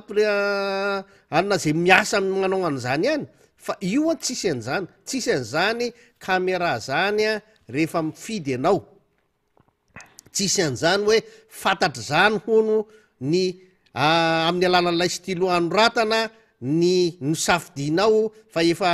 informatisé ny stylo iny de tonga de mifandray any amin'ny ordinateur de mandray an'le numéro an'lay bulletin ny fidiananao resaka fotsiny zany fandeme-tsaina izany fampitahorana de meloa izany fa aza mieritreritra fahamarinan'zany ianareo fa tsisy an'zany fa rehefa tonga ny fifidianana mahazo mifidy zay ho filoam-pirenena tianareo vodinynareo fa aoka kosa tsy noho ny fanerena na noho ny fandeme-tsaina mialohan'ny fotoana tahaka izao no ahatonga anareo ifidy azy ny zava-misy ankehitriny rina fa fantikanan-dalàna zany fantikan-dalàna dia tsy propagandy no ataony ny fitondrano tsy manao propagandy mialohan'ny fotoana izy fa mandemo ny sain'ny olona ifidy ny mpitondra ankehitriny hanoy ny fitondrana satria eritreretiny fa mora ny mandemy ny sain'ireo vahoaka ireo eo makony zany ny tena hitako hoe tena zavatra manahirana ankehitriny be de be maninona nyjerena fotsiny ary le izy hoe inona ny rafitra eto amintsika atao mba misy hoe zao misy zao nefa to jerena fotsiny ka io mihitsy ny antsona ny vahoaka e za ndray tsy miteny anifaniry hoe za tsy mitodika am'le gouvernemanta zany hoe fampatsiahivana azy efa fatany atry ny ely io fa ny vahoaka mihitsy ny any no teneniko ankehitriny hoe tsika malagasy tsika vahoaka tsirairay itsika ny tompon'ny fahefana reo olona rehetrarehetra zay mitondra fanjakan'ireo a ny olom-boafidy a de nampindramitsika fahefana noho izany a ho avy ny fahataperana ny fahefana no nampindramitsika azy miverina amitsika ny fahefana tena miverina malalaka amitsika ny fahefana izao izy mbola manao an'izay faneriterena rehetrarehetra fa rehefa tonga ny fotoam-pifidianana tsisy afaka ho teritereny ary izany no anisan'ny ady edin'ny FLN ny tsisiny ny faneriterena ny tsy hahafahan'ny olona maneriterina ny mpifidy mandritra ny fotoam-pifidianana afa-tsy itsika malagasy no afaka ametraka ny fitonina amin'ny fifidianana tsy misy afa-tsy itsika no ametraka ny fahamarinana amin'ny fifidianana ny fanaramaso ny fifidianana ny fampandehanana ny fifidianana amin'ny tokony ho izy na eo reo vahiny manao an'izao petrakevitra rehetrarehetra manao charte de bon conduite mametraka an'izao zavatra rehetrarehetra zao a mametraka an'izay condition izy a ny azy ferovana ny tsy partahany mety hokorotana misy eto Madagasikara ivoaka ny faritry Madagasikara izy koa mampiasa ny volana eto amintsika tsy tiany koa ny izy korotana fa tiany handeha araka ny tokony izy ny fifidianana mba hahafahan'ireo asa rehetrarehetra investissement rehetrarehetra nataony eto amin'ny tany tsy ny fanjakany fa itsika vahoaka tena manana tombontsoa manokana sy ngedabe tena arovana mihitsy de hoe mba hampandeha ny fiainatsika aleotsika tonga de le fifidianana mihitsy no ataotsika tsy isy korotana tsy misy mikorotana eto rehefa tsika vahoaka no tonga saina tsy mety ho korotan'ny olona intsony tsy mety ho ataon'ny olona fitaovana intsony ikorotana zay a de tokony zavatra tena ataotsika tsara mazava tsara tsy tokony anana amin'ny fampanjakana ny fahamarinana tsika de tsy tokony anana fironana hoe irona am' ranona ny irona am' ranona ka handainga ato am'ty fehitra ray ty ary ilazany marina ato am'ty faritra ray ty fa ny fahamarinana amin'ny fifidianana ny tokony tandrovantsika satria andry ho an'ny fiainan'ny taranatsika rehetrarehetra any orina izany dia zay rina ny tena anisan'ny zava-dehibe tokony ho ananany vahoaka ary anairana ny vahoaka am'izao fotoana zao satria hitantsika tsara fa le fanjakana ankehitriny dia manapatra ny fahefany manapatra ny fahefany satria itsika ty fitondrana n'olo-va itsika tamin'ny taorina ny 7 nanomboka nanomezana antsika ny fahaleovatena dia ny firafitry ny fanjakana rehetrarehetra tao de mbola ny firafitry ny fitondrana mpanjanaka ny dikan'izany mbola ireny hitatsika reny hoe zao ny fahefan'ny gendarmerie pirenena mbola hitatsika reny hoe zao ny fahefan'ny préfet de police gendarmerie nalaina tahaka tamin'ny frantsay frantsay ihany no manao an'io tena le mbola napetrany tamin'izany mihitsy no mbola mipetraka ary betsaka ny fipetra rehetrarehetra ny raisina ankehitriny mbola tany amin'ny 1960 tany daholo daholo talohan'ny 72 zany inona ny dikan'izany itsika manova lalam-panorenana foana fa le firafitra sy le fizotran'ny asa-mpanjakana rehetrarehetra mbola mitoetra amin'ilay miaro ny tombotsoan'ny mpitondra miaro ny mpitondra eo amin'ny toerany ny hitantsika mazava tsara fotsiny zao io a ny resaka momba an'ireo hoe tsy fahafahana mivorivory sy ny ana lalàna tany amin'ny 1960 tany any mbola raisina ny dikan'izany a tsy tokony ho gaga atsika raha ohatra ka misy fanerena ny olona mpanohitra tsy afaka haneo ny heviny araka ny tokony ho izy satria ny rafitra tamin'izany tsy nametraka mihitsy ny fisian'ny mpanohitra ohatra ny zavatra mifandibatra amin'ny fipetraky ny rafitra misy amin'ny eo amin'ny tanitsy ny fanjakana ny fisiany ty lalam-panorenana ty zay mametraka ny mpanohitra ary ny fanoerana dia mazava tsara fa zo fototra ao anatin'ny lalam-panorenana ny lalam-panorenana no manome zo ny mpanohitra tsy lalàna io tsy lalàna tsotra fa lalam-panorenana ary izy moa nampandany ny lalam-panorenana zareo aneny nanao an'io zay manko le izy tany amin'ny 2000 tamin'ny 2010 io lalam-panorenana tamin'ny 2010 io ny iainantsika de izay nampandaniny ty fitondrany ty any tamin'ny alalan'ny carnet pokotany fangano timman nanao an'io de io zany no tokony arahana ary izy ny nametraka mazava tsara no tokony isiny ny mpanohitra ao anatin'io voapetraka mazava tsara voatanisa mazava tsara eo na ny fombafomba hipetrahan'ny mpanohitra eto amin'ny tany sy ny fanjakana ny dikan'izany no fanoerana eto amin'ny tany sy ny fanjakana tsy miandry lalàna intsony ny lalàna zany de manakely ny zoanananao raha vao ohatra ka misy lalàna mivoaka eo de mekely le zoanananao fa itsika miainga foana ty amin'ny lalam-pandrenana hoe ny zo ny mpanohitra ho any voalaza ao anatin'ny lalam-pandrenana no ajaitsika no iasantsika azavatiny hiata vetivety fotsiny fanamarinana kely momba an'izay le hoe ny mpanohatra ny lalàna momba amin'ny mpanohatra mbola aza miperaka sinsisy talohan'izay ny niarana hitatsika fa ozy andry rajoelona hoe mbola kandida izy tamin'izany tom tvm tamin'le fasefasy vonaveriko ny jerena maly mihitsy maly alina rehefa nanao fasefasy zany fanatrea nisy kandida Ravalomanana kandida Iandry Rajoelina dozy izy ny kandida Iandry Rajoelina hoe rehefa zany lany de ianao no maninona ozy ianao no tao lehibean'ny mpanohatra tadiditsika iny a de aiza nefa hatramin'izao aiza le izy le izy nge irina 5 taona ty taolo tapitra ny zavatra teneniny tamin'iny anike de fitenenana fotsiny hoe izy sady isy hoe tena anaiky ny mahalehibe ny mpanohitra ny Andriamatoa Marc Ravalomanana fa ny tena marina ny lalam-panorenana mihitsy no efa mametraka ny filoha Marc Ravalomanana ho lehibe ny mpanohitra ny lalam-panorenana na manaiky an'izany izy na tsy manaiky an'izany izy na inona ho teneniny Marc Ravalomanana aloha hatreto no voatendro lehibe ny mpanohitra zay dikan'iny mantsy zany tany ohatra hoe ianao tsy lany fa hoe raha rehefa lany de ianao natao lehibe mpanohitra mametraka an'izay ka le izy tsy mampaninina atsika ka le izy nisy doublon le fipetrana ohatran'izay satria zay misy ny teneniko teo rina le tena mbola averiko misy le tena fitenenako teo hoe ianao ny mahalany anao tsy ny mahabe mpifidy anao a tiako ho fantatra nareo timma mihitsiny zany tsy ny mahabe mpifidy amin'ny filoha Marc Ravalomanana amin'ny alalanareo timma kory no halany azy fa ny fahafehezanareo ny fizotro ny fifidianana zany hoe mitaky asa angedabe zany mitaky asa angedabe zany satria nareo nge mahafantatra tsara fa tamin'ny fifidianana tamin'ny 2018 tsy ny timma rery fa misy doublon misy koa mipanohana misy koa manohana amin'ny président Marc Ravalomanana hoe pro Marc Ravalomanana zao anatiny to ka tsy maintsy ny timma no mampiasa an'ireny indrindra eny timma zany miorganiser coordonné an'ireny zavatra rehetrarehetra reny hoe nareo primairie national tamin'izany koa nilefa isy daholo zany tamin'le toerana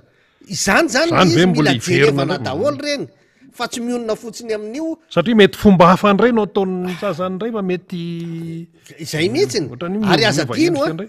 fa za miteny amin'ny timma fa ny olona ny kandida hifaninana aminareo reo zay hitatsika sorotra efa hitatsika sorotra reo de olona ny aina tao anatin'io fangalaram-bato io daholo tamy 2018 niaraka tao zareo nampandany io filoha io fakafantatra daoly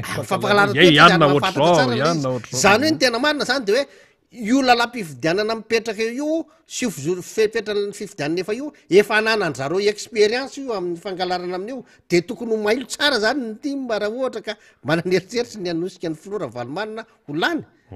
handray andraikitra tsara am'lay ka zay ho antony io fanetanana zany zany izay ka le code électoral tsy hovainy mihitsy ny tokony hitandremana tsara expérience io hitanao zao ianao zao nyteny teo momban'lay madama nalefany Suisse atya iny le madama Suisse iny ny fantenany hoe ny tena tongavany ity marina ny teninao efa manana bagazy izy miala any efa fatany information ny fifidianana tamy 2018 de namoaka recommandation ny communauté internationale hoe reto zany tokony atsaraina an'zay izy nandefa olona izy nampiasa an'zay mapiditra an'zay rehetrarehetra zay de manao an'zay izy tombanesaka am'zay hoe ny zavatra rehetrarehetra ve mba nankatahana tam'ty fitondrana malagasy izy mako tsy manavaka mpanohitra sy an'zany fa ny fitondrana malagasy ny azy nyfatana move ireo recommandation napetraka reo mba efa mba nampidirin-jareo raha tena izy ndray tsy tena hoe manery anao raha tena te hiditra am'lay élection crédible tsara ianao zany crédible am'zareo weekend zareo zay zany le analyse ary io tsy raisina am'le hoe ingérence hoe faneren'ny fitondrana vanivelany fotsiny fa raha ohatra anao mananeritreritra fa iara-iasa aminy eo amin'ny fitondrana mbola mananeritreritra ianao fa misy anjaranao any amin'ny reny fikambanana ny raisam-pireneny reny toy ny ampahany amin'ny sadek ny komeza reny zay nanaovanao fifanarahany reny raha mieritreritra ianao fa misy fanampiana mety mba ho angatahnao amin'ny hafa noho ny fahalemen'ny firenenao satria iaraha mahita fa de tena osa mihitsy ny firenena noho ny tsy fahaizany tantana nisy teto amin'ny firenena dia afaka mifampiresaka tsara am'ireny ihany ianao raha ohatra ka hitanao fa tsara lay hevitra ary la izy tsy tokony ho jerena aminy hoe izany namian'lay hevitra fa jerena aminy hoe tena hitondra fitoniana marina ve lay hevitra naroso tena hitondra any amin'ny fahamarinana marina ve lay hevitra naroso tena hitondra any am'lay fifidianana hoekeny rehetra marina ve lay hevitra naroso de afaka raisina afaka ampiarina fa tsy jerevana an'le izay zany ny tena tokony toetsaina amin'ny politika hijerevana anazy ny fanapahan-kevitra raisina eo amin'ny politika de ny ofetraikany amin'ny fiainany vahoaka no andiny anazy hoe ty fanapahan-kevitra ty raha raisina inona no mety ofetraikany eo amin'ny fiarahamonina ao ariana kely ao asoan'lay fiarahamonina ve le izy sa haratsy an'lay fiarahamonina de izay ny teny hijerevana azy fa tsy lay olona tsy nitavan'lay olonazay ary tsy anaiky fifidianana feno alatra zay goavana be tsy manaiky lembenana mihitsy tsy manaiky lembenana amin'ny hoe fifidianana misy alatra io zany tena le alatra man tsy asan-demony io zay le izy satria hoe miady am'ratsy koa izika zay no teneny ny mpitondra fivavahana ary akoatran'izay ihany koa namana iada raha tonga eto zany Ramatoa Micheline Calmy zay nitendreny ny raisam-pirenena anao anaramaso anao suivi ny tontolo mpifidianana eto Madagasikara amin'ity ndray mitoraka ity tokony efa fantany tsara zany le tena hoe nisy lisy mpifidianana fopla da amin'le olona le hoe tsy ao ny anarako diso ny anarako diso mombana reny zany tokony efa fantany reny le donné zany efa tokony fantany daholo ny fomba fiasa itony le resaka hoe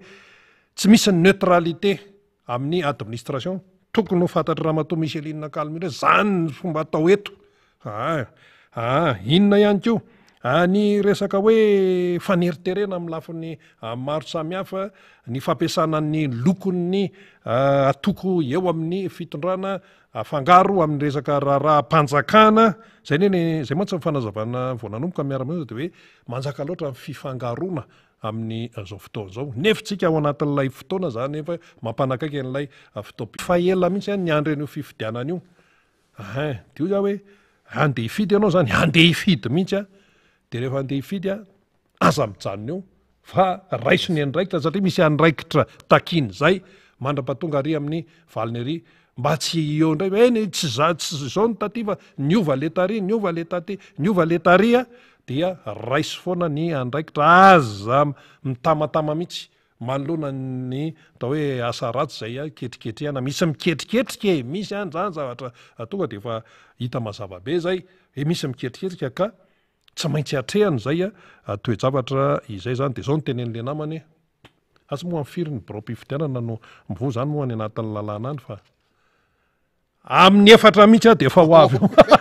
amin'ny efatra maraina tena misy dika zany amin'ny efatra maraina o izy de efa ho avy eo rehefa tonga le fotoam-pifidiana io de aloha ifankahita eo fa ao anatin'ny izoloara no ametrahako tsara ny tena fahefako satria tsy vita ny bomalaky kremozeny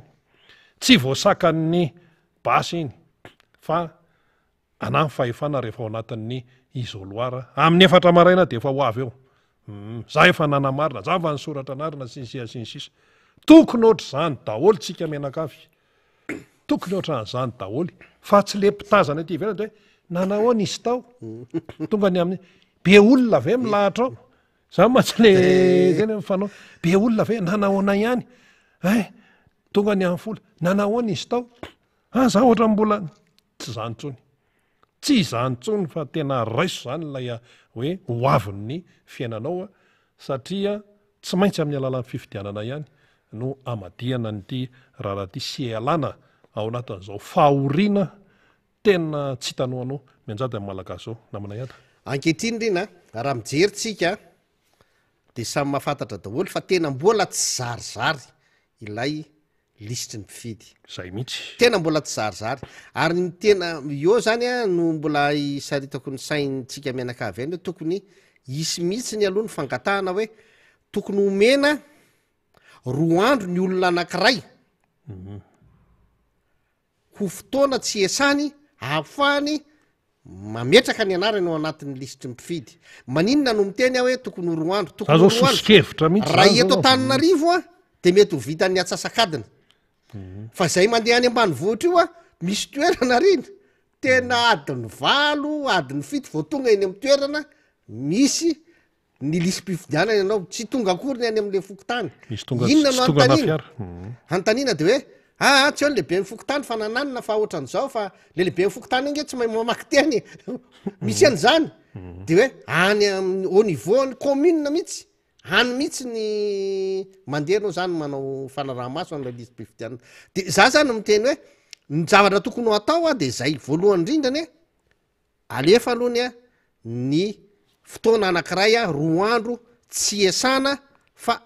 ahafahan'ny olona zany a mba misoratra anarana sy manara-maso ny anarana ao anaty lisym-pifidianana ohatra zany zay zany zao tokony atao zany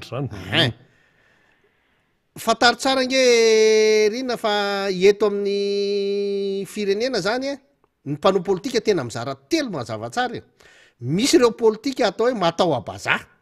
vao misy zavatra rehetrarehetra atao andaony fa ny vazaha miteny firenekafy ohatra ny Madagasikara maka tombotsoa any amin'ny firenekafy maro anao reo malagasy zay mandre mipetraka ny ivelany ary zay ny asan'ny ambassadeur tombotsoa ny firenena zay ny asan'ny ambassadeur mitady ny tombotsoan'ny Madagasikara zay no atom-pisina maro ny malagasy tsy afaka hijanony eto fotsiny fa tsy maintsy mandeha manovo fianarana ny ivelany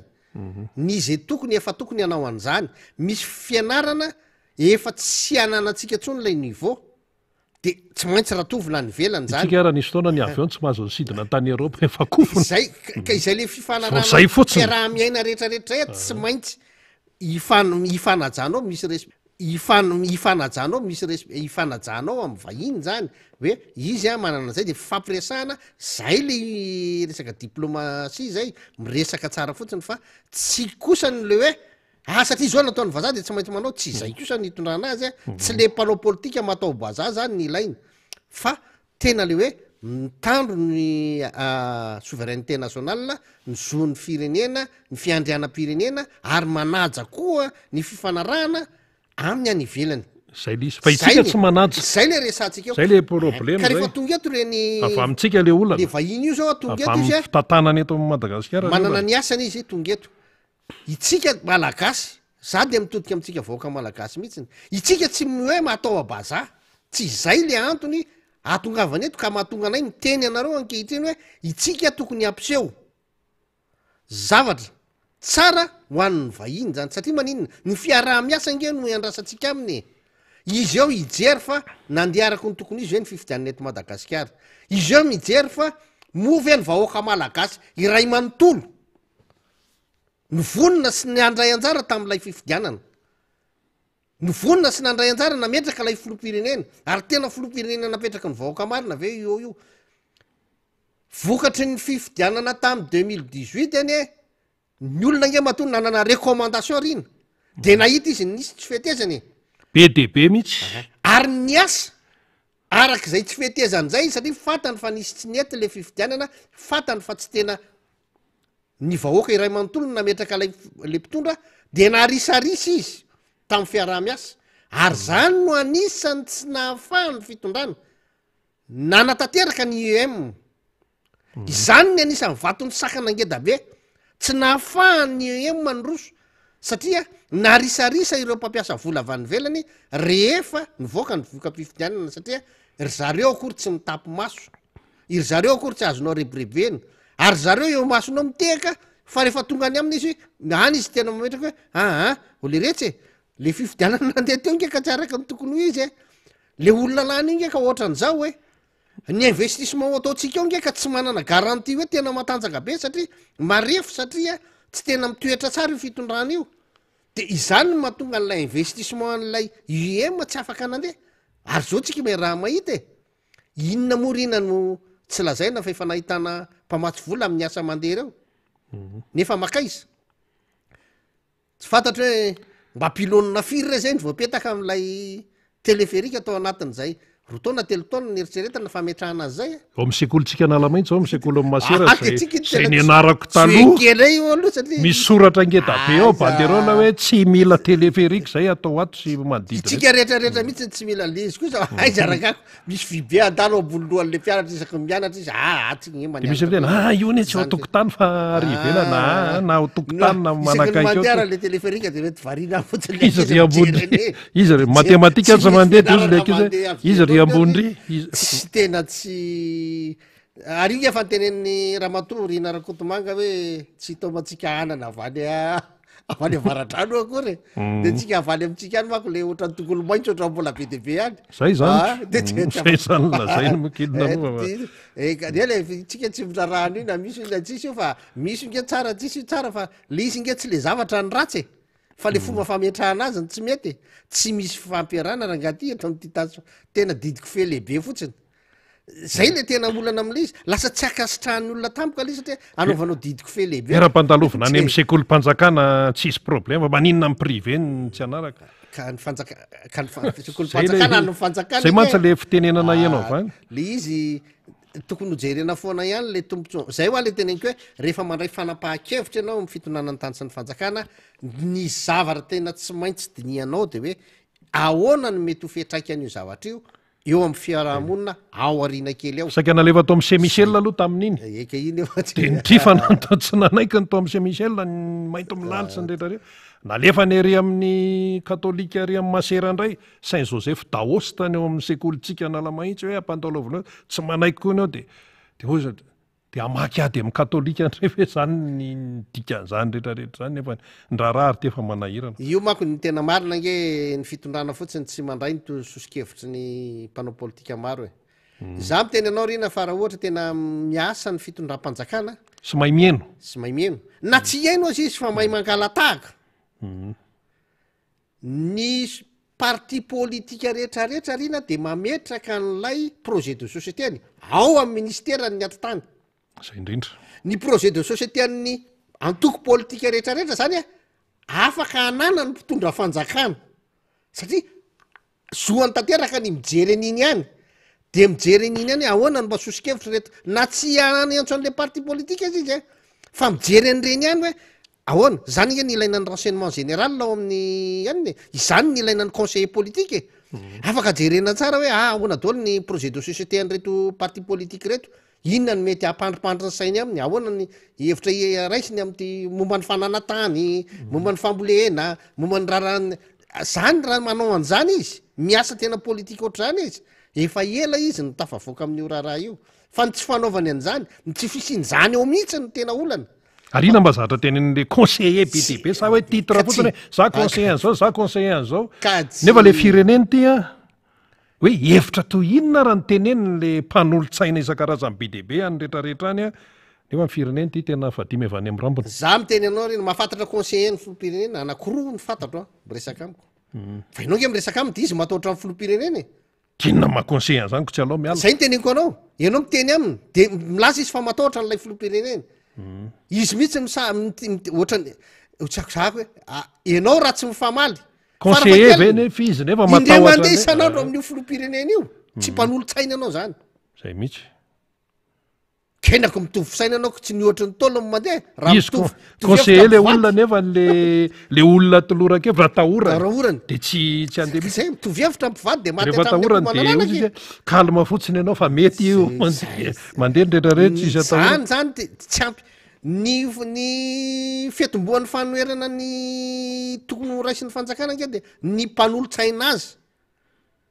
ny tokony hanohatra azy voalohany indrindra any amin'ny zavatra tsy mety ataony de ary miteny marina teny marina de zay le zavatra tena anan'le izy fa manahira anao zany teneniko anao fomba fiasa fotsiny fomba fiasa fotsiny raha ohatra hoe tsy mety mihainao an'le tenen'le conseiller zany na hoe mandinika le ohatra hoe le filoha ohatra de tokony hiala le conseiller tokony mametra-pialana izy tsy mety fa izy mbola eo ihany tena fomba fiasa rina ny tena zay ny eto Madagasikara tena tsy zany zao ohatranao hoe miteny anao ohatrany hoe miteny zay resaka momba ny mpangalatra ny mike rehefa alainao amin'ny faritra anankiray de tonga amin'ny faritra ray de tonga de fantatra hoe afaka teneninao fotsiny mametraka rafitra ianao de misy délateur zany ny filaza azy hoe ianina tatsy tsy nananombo malo nanjara nananombo androany anisan'ny zavatra ohatran'zany fampijery anisan'ny fampitsikirana mantsy ataon'ny eo anivondry zareo samy mpanohana ny fitondranao de izao avany no eny feo mivoaka hoe tena misy manipoditra akondro mihitsy le filoham-pirenena de me fotsiny moa ny aty amin'n'tiako Madagasikara hoe anareo any zany efa hoditra akondro atsipy eo tika ahoana tsy hitan'izany ny fialana amin'le hoditra akondro tapitry dimy taona zao ny firenena fa dimy avy any amin'ny rambony ka ny tena marina tsy misy hoe manipoditra akondro izy fa le filoha mihitsy manipoditra akondro de aveo tsy hitady de izy ihany bolisa hatrano de izy ihany nge izy daholo nge no miteny io zavatra ataony io e za kosa aloha tsy misy miteny mino afa tsy misy niteny aminy hoe nandao président Carla Sizy Midanina ianao tsy zany kosa fa izy ihany no manao ny ataony io e be de be ny zavatra ataony eo tsy za tena nyteny anao mihitsy tsy nisy olona ny conseiller anazy an'zany ngamba nyteny hoe maimaiponany eny amin'ny hôpitaly raha fa za no mitondreo nandeha fandarana indro tamin'ny Ontina Real le izy Ontina Real olona madame Ontina Real irery ihany lay mpanao gazety voalohany na am'taniny sy lay mpanao gazety faharoa na nytany azy tsy niteny an'zany mihitsy ao izy alefany olona le voalohany de hatram'izao izy ary hatram'izao nefany tsy maimaiponany eny amin'ny hôpitaly tsy ny raha lalam-panorenantsika tompona andraikitra mpianatra rehetrarehetra latsaky ny 12 taona eny amin'ny primaire ny mpampianatra eny amin'ny primaire rehetrarehetrarehetrarehetra tsy maintsy karamaina araky ny karama saza azy amin'ny fiainany raisy ny fanjakana tanany zany tsy vola any am-posin'lay mpitondra no angatahana andohavana an'zany ny mpampianatra io tsy vola any amin'ny ray aman-dren'ny mpianatra tsony ny tokony hampandoavana an'zany ny asan'ny ray aman-dren'ny mpianatra de mandeha miasa de mandoa etra zay ny asany miasa de mandoa etra fa ny etra zay voangona kosany no anefana ny karama-mpampianatra no anefana ny fampandehanana ny fampianarana miasa de mandoa etra ngenao miasa de eto nge ka ny asa ary tsy misy ko inona ny etra eto nge rina na miasa ianao na tsy miasa mandoa etra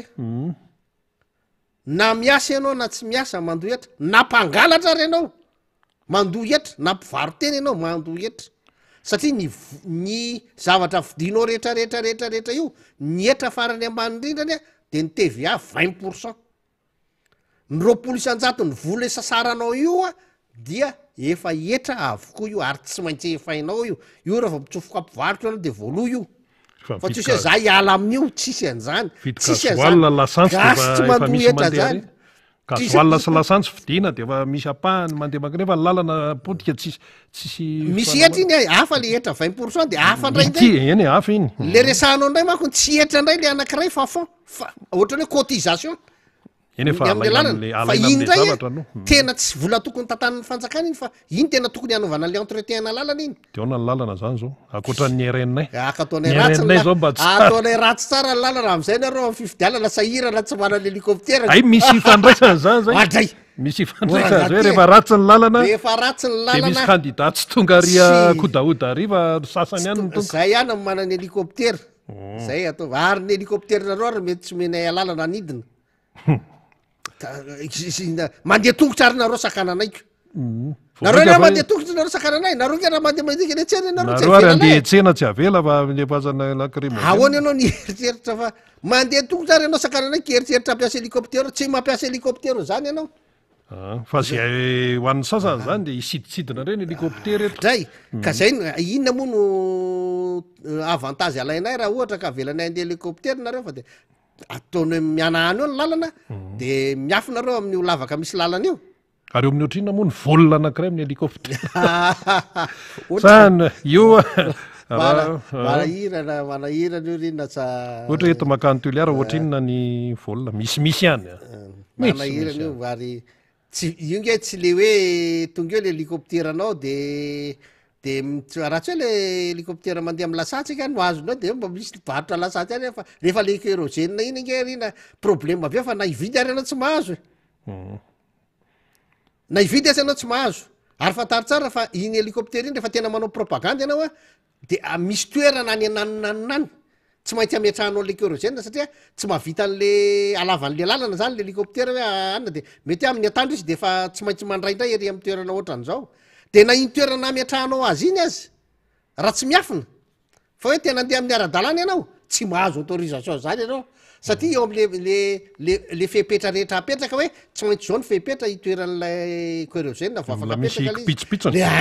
resaka de iny ny anakentainy anao de tsy afaka mandeha eo ny hélicoptère kentainy amin'iny ianao tsika ngeoa zany io lalana tsy vita io tsy mipetrapetraka la fotsiny am'izao fa misy antony io rina fa tsy za zao ohatra mbola tsisy vala mihitsy hatreto le hoe ahoana tsara ty vola ampiasainy ny candidat ny candidat zany io zany tsy fantatra ny candidat io na roapolo na dimapolo na zato na fito na firy hatreto aloha fa ny vola ampiasainy iny reny zany efa le nteneniny société civile foana nretrarehetra tsisy valiny ka ino manko ny azony rina ny resaka hoe vola ampiasaina ny fifidianana zany izy io zany a raha ohatra olona tena manao finance ianao de hiady hevitra eo mety ho tafakatra ambony be izy io izany hoe tsy lay famerana n'lay plafond tokony hiazakazahana fa ny famerana ny fampiasana azy zany hoe ny fanaraha-maso ny fampiasana ny vola ampiasaina amin'ny élection zany a no tokony hapetraka mafy be ohatra tsy azo atao ny mividy olona ny corruption zany corruption électorale zany a iny zany a tokony hojerevana tsara zany hoe io miankina am'ilay comptabilité nefa ny sasany raha tsy mbola tsy propagande de efa misy endrikendrika efa manery akolaka anaovy ty akanjo ty manery atsandry mihitsy fa tsy hoe mbola tsy vidimboly reo fa atsandry raha tsy manao neo voaroka amin'ny asanao fa amin'ny fifidianana hafa mihitsy amin'ny fifidianana izy tena resaka vola no mandeha fa anisan'ny anankiray ohatra hoe ny tokony hiazakazahana de hoe ny fidirany vola vahiny rehetrarehetra ampiasan'ny candidat ohatran'le tamin'ny 2018 le nisy avan'ny Russie tokony voarara zany tokony voarara zany na hoany ianao no candidat no omena firenena na olona ny velany vola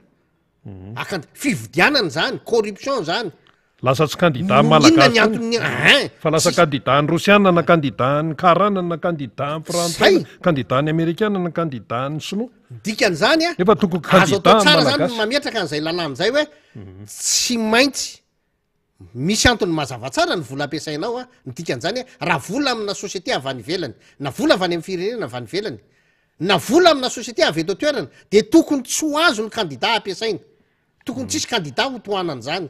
tokony tsisy orinasana iray raha manohana candidat zany hoe le candidat zany tsy maintsy mazava tsara le fond propre ampiasaina ary eo no antony mahatonga anay foana amin'ny teny hoe tsy tokony ho ekena mihitsy ny fisina candidat indépendant satria raha indépendant izy de ny volany tsy fantapeviny fa tokony ny parti politika ny manohana azy ka raha ao anatin'ny parti politika de misy compte mazava le parti politika ndikan'zany a raha anomboka ny fijerena ny contre le parti politika raha mandrotsaka vola be tampoka ao izy a de tsy maintsy mazava tsara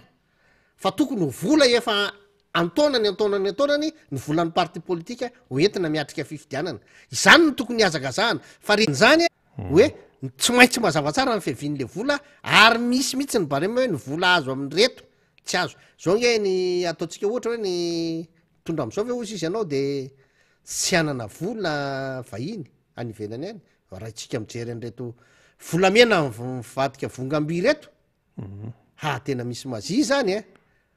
betsaka zay are-pirenena nyvoaka toko tsy miditra any amin'ny de izy amlaza aminao fa na volamena ary vita nylaza mivadika vongambiko ny resultat ny fifidiananao tsy vita nivadika ao anazy tsy tatsaria parafara vola mihitsy nanao zao zao tsika mite miresadresaka eo hoe hoavy le baobaba volamena le 10 ariary volamena fahoana ahoana ny fandehany inona ny antony satria ny mitahiry an'le ariary manko ny rehefa tazomina any an-trano any ka miova ny vola de tsy hita zay fomba anaovana azy ho atakalo tratra fa be loatra tsy atakalo tehirizina any an-trano any efa miova ny vola de very be de be ny manana mikitapo am'le talohany zany zany manahirana am'le fiasan'ny fitondrana am'izao amin'ny resaka zany de tena mametraka dotongeda be mihitsy am'ny resaka charte de bonne conduite zany zany tenan'zany reny efa ny izao tsy fisin'ny korotana tsy fisin'ny ady atrano zao de efa anisan'ny fitondratena mendrika ary ny mpitondra tsika zany tena miteny an'zany foana efa ny malagasy a de miendrika no entina ampahamarinana sy ampitoniana ny malagasy satria na mafy takininna ary ny zavatra nahazo azy a mangina foana izy fa rehefa voarebireby izy voatambitamby am'le hoe fampanantenana po 4 resahatsika iny amin'iny izy ohatra ny tena mba mitroatra satria nefa nrehefa aveo izy a tonga saina ihany ndray fa ay tena voafitaka ohatrany mahazo atsika zao e mafy ene zao mahazo ny firenena zao reny tena mafy zao ary mafy tsy vita andresaka tsony fa efa tokony andraisana andraikitra am'izay ka zay le izy hoe mafy le izy io moa zany efa iainany isanandro fa atao ahoana inona no atao tsy maintsy amin'ny alalan'ny fifidianana marina ihany tsy hoe fifidianana fa fifidianana marina samy betsaka no teny hoe fifidianana ihany ny lalana fifidianana marina zany fa le fifidianana ahoana ny endriny fifidianana président république ny tena tenenina le fifidianana afaka hodikodina sa tena hoe fifidianana tena hoe ivoahany tena marina amin'ity fireneny ity ary tena hoe tena ivoahany tena safidim-bahoaka eny fa na de hoe any amin'ny toerana tsy tonga ny fiarakodia aza be de be ny toerana tsy tonga amin'ny fiarakodia be de be ny toerana mitokamonina fa tena lay safidin'le olona avy any mihitsy ve no mivoaka ary amin'ny ACC ary zay le fanontaniana izay satria moa zany namana ada te hoe misy any mahazo tombontsoa amin'ny faratsiany lalana io e tsy amboarina mihitsy le lalana am'izay mitarazoka ny voka-pifidianana sy afaka manao ny ataony zay tratran'ny asandemony anyretrarehetrany de manova amin'ny fomba isan-karazany an'lay tena safidin'lay vahoaka fifidianana tsy toko misy raha matahory zany tsy toko misy tsindritsindry zany tsy toko zany tsy tokony isy tsony am'izao 2023 zao aty amin'ny 3 tsika de mbola zao ny fomba fandrafetana lisy mpifidianana na enona zavatra tsy mety be be aty amin'ny taona 3 firy zay fifidianana natao teto Madagasikara zay zao nde fasan'ny olona mpanaramaso avy any ivelany mpanaramaso mihitsy ary ijery akaiky ny hoe ahoana ny tena fandehan'ity fifidianana eto Madagasikara ity zany de tsika ave zany manoloana an'izany de tena hoe ahoana mihitsy hoe ahoana zany ty malagasy ty ahoana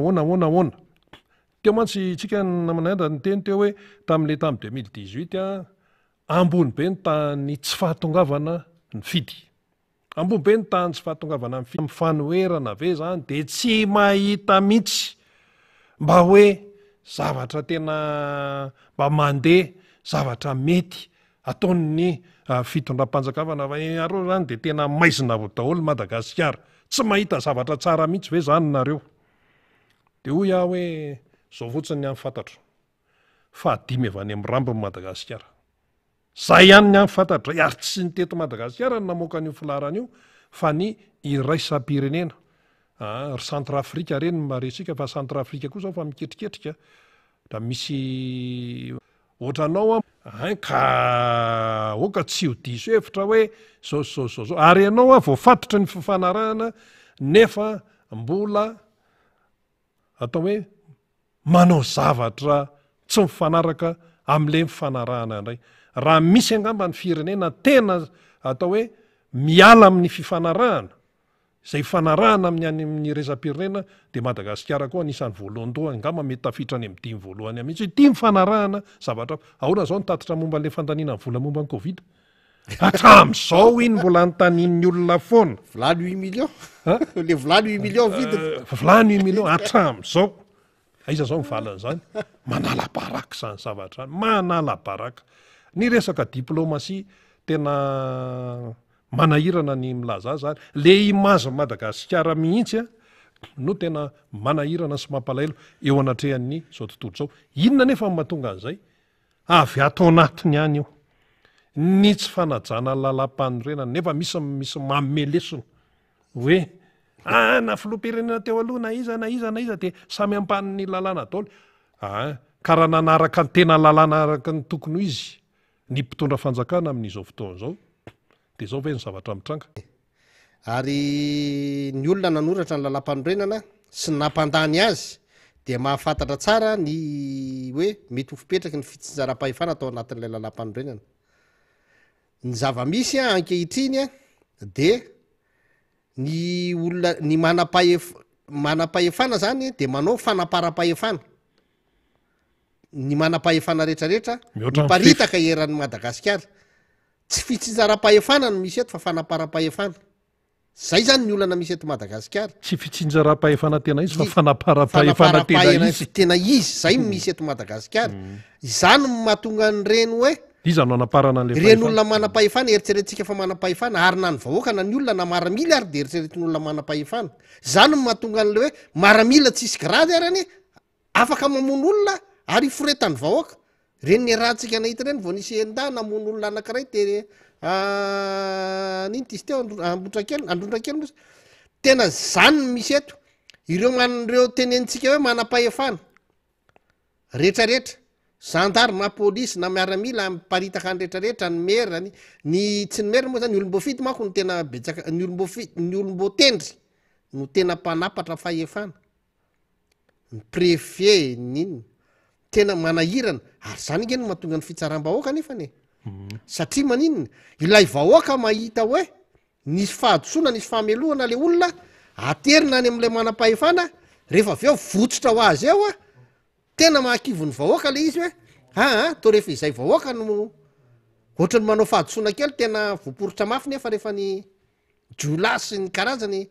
ohatry ny hafahafa maina fotsiny izany ny zavatra tena manahirana eto misy amintsika eto rina am'izao fotoana zao iverina kely arina am'le resantsika teo mahakasika ny fifidianana ny fifidianana zay ny ainantsika hatramin'izay teto de nisy karazany be deaibe zany ny ireo bulletin nampiasaina de tiako ampitsaivona kely ho an'ny olona zany zay tsy niaina tamin'le bulletin multiple fa le mandeha tsirairay fa raha ohatra ka bulletin tsirairay amin'ny candidat efatra amin'ny telopolo de tena anahirana le izy tsy hoe tsy mahay mamaky teny sy manoratra amin'ny malagasy diso zany tsy any am'izany mihitsiny no mahatonga n'lay tsy fetezana fa ny tsy fetezana satria zay niaina tamin'izany dia maro ny bulletin ny candidat tsy tonga eny amin'ny bureau-pifidianana maro satria raha anao an'le hevitra sika mety ho lany eo ny ray andro roa andro fa be deaibe le izy tokony ananana an'le izy ka ireo le olona zany ireo antoko politika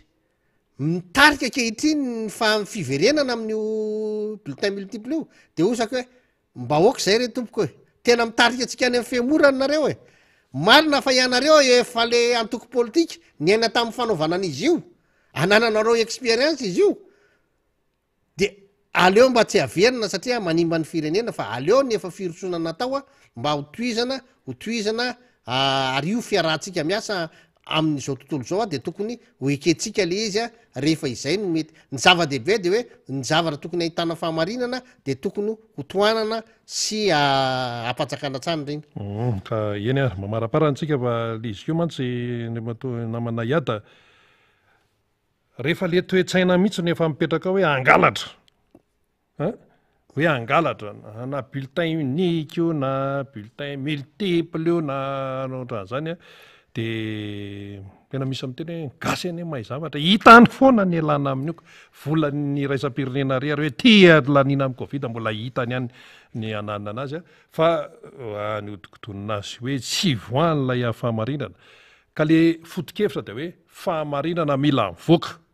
ny fomba kipitsipitsony any anatinatany rehetrarehetra any a dia tsy maintsy saro-piaro isika mba ahafahany ilay ary mailo isika anara-maso sika am'ty ndray mitoraky ty tsy hoe tonga an-datsabaty fotsiny na tonga ifidy fotsiny fa tena andray andraikitra amin'ny fanaraha-maso mety tany koa mantsany tsy ampy araky ny tenenina to hoe vitany firenena avy misakafo a mandeha mandrojabaty re de iny de lasa zany vita zany tsy izay am'ty satria tena manjaka ny asan'ny maizina kanefa eto am-pamaranana ny mazava tompoko tsy resan'ny maizina zany vao nylatsaka amin'ny fanahy masina tamin'ny lady bomba lacrymogène nalefany-drala tary amin'ny président Marc Ravalomanana teny fanahina tsy fanahy masina kosa angamby zany fa asa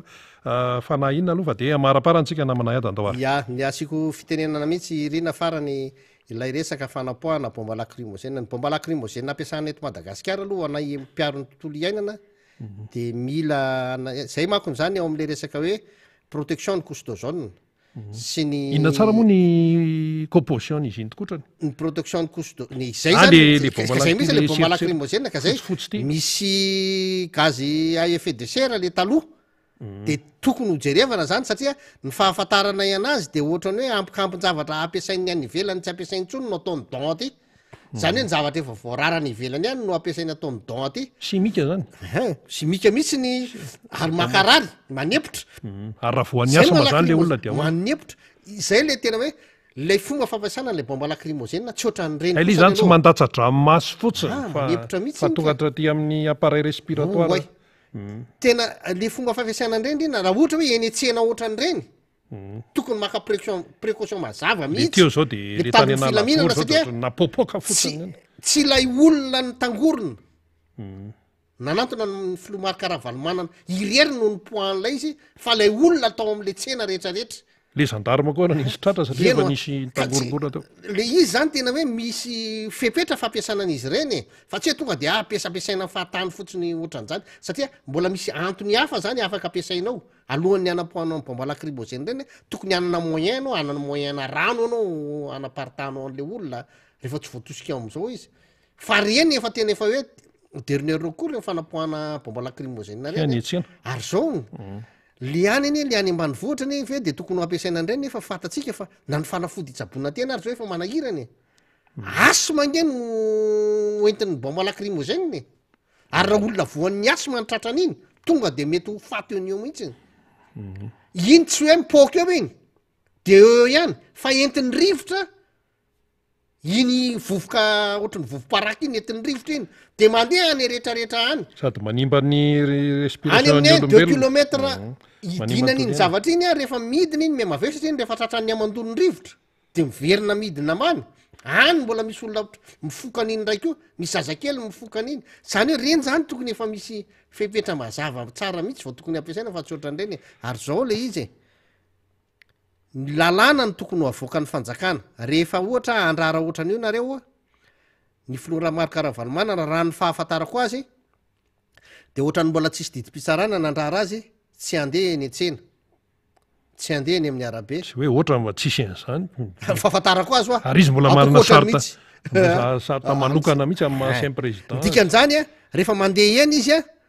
tsisy antony tokony anakananareo anazy fa raha voatsakananareo izy de tonga ny olona de mitangorona eto Madagasikara raha adina alika mampitangorona kitatra nalatsaky ny 100 metatra nalatsaky ny 2 kilometatra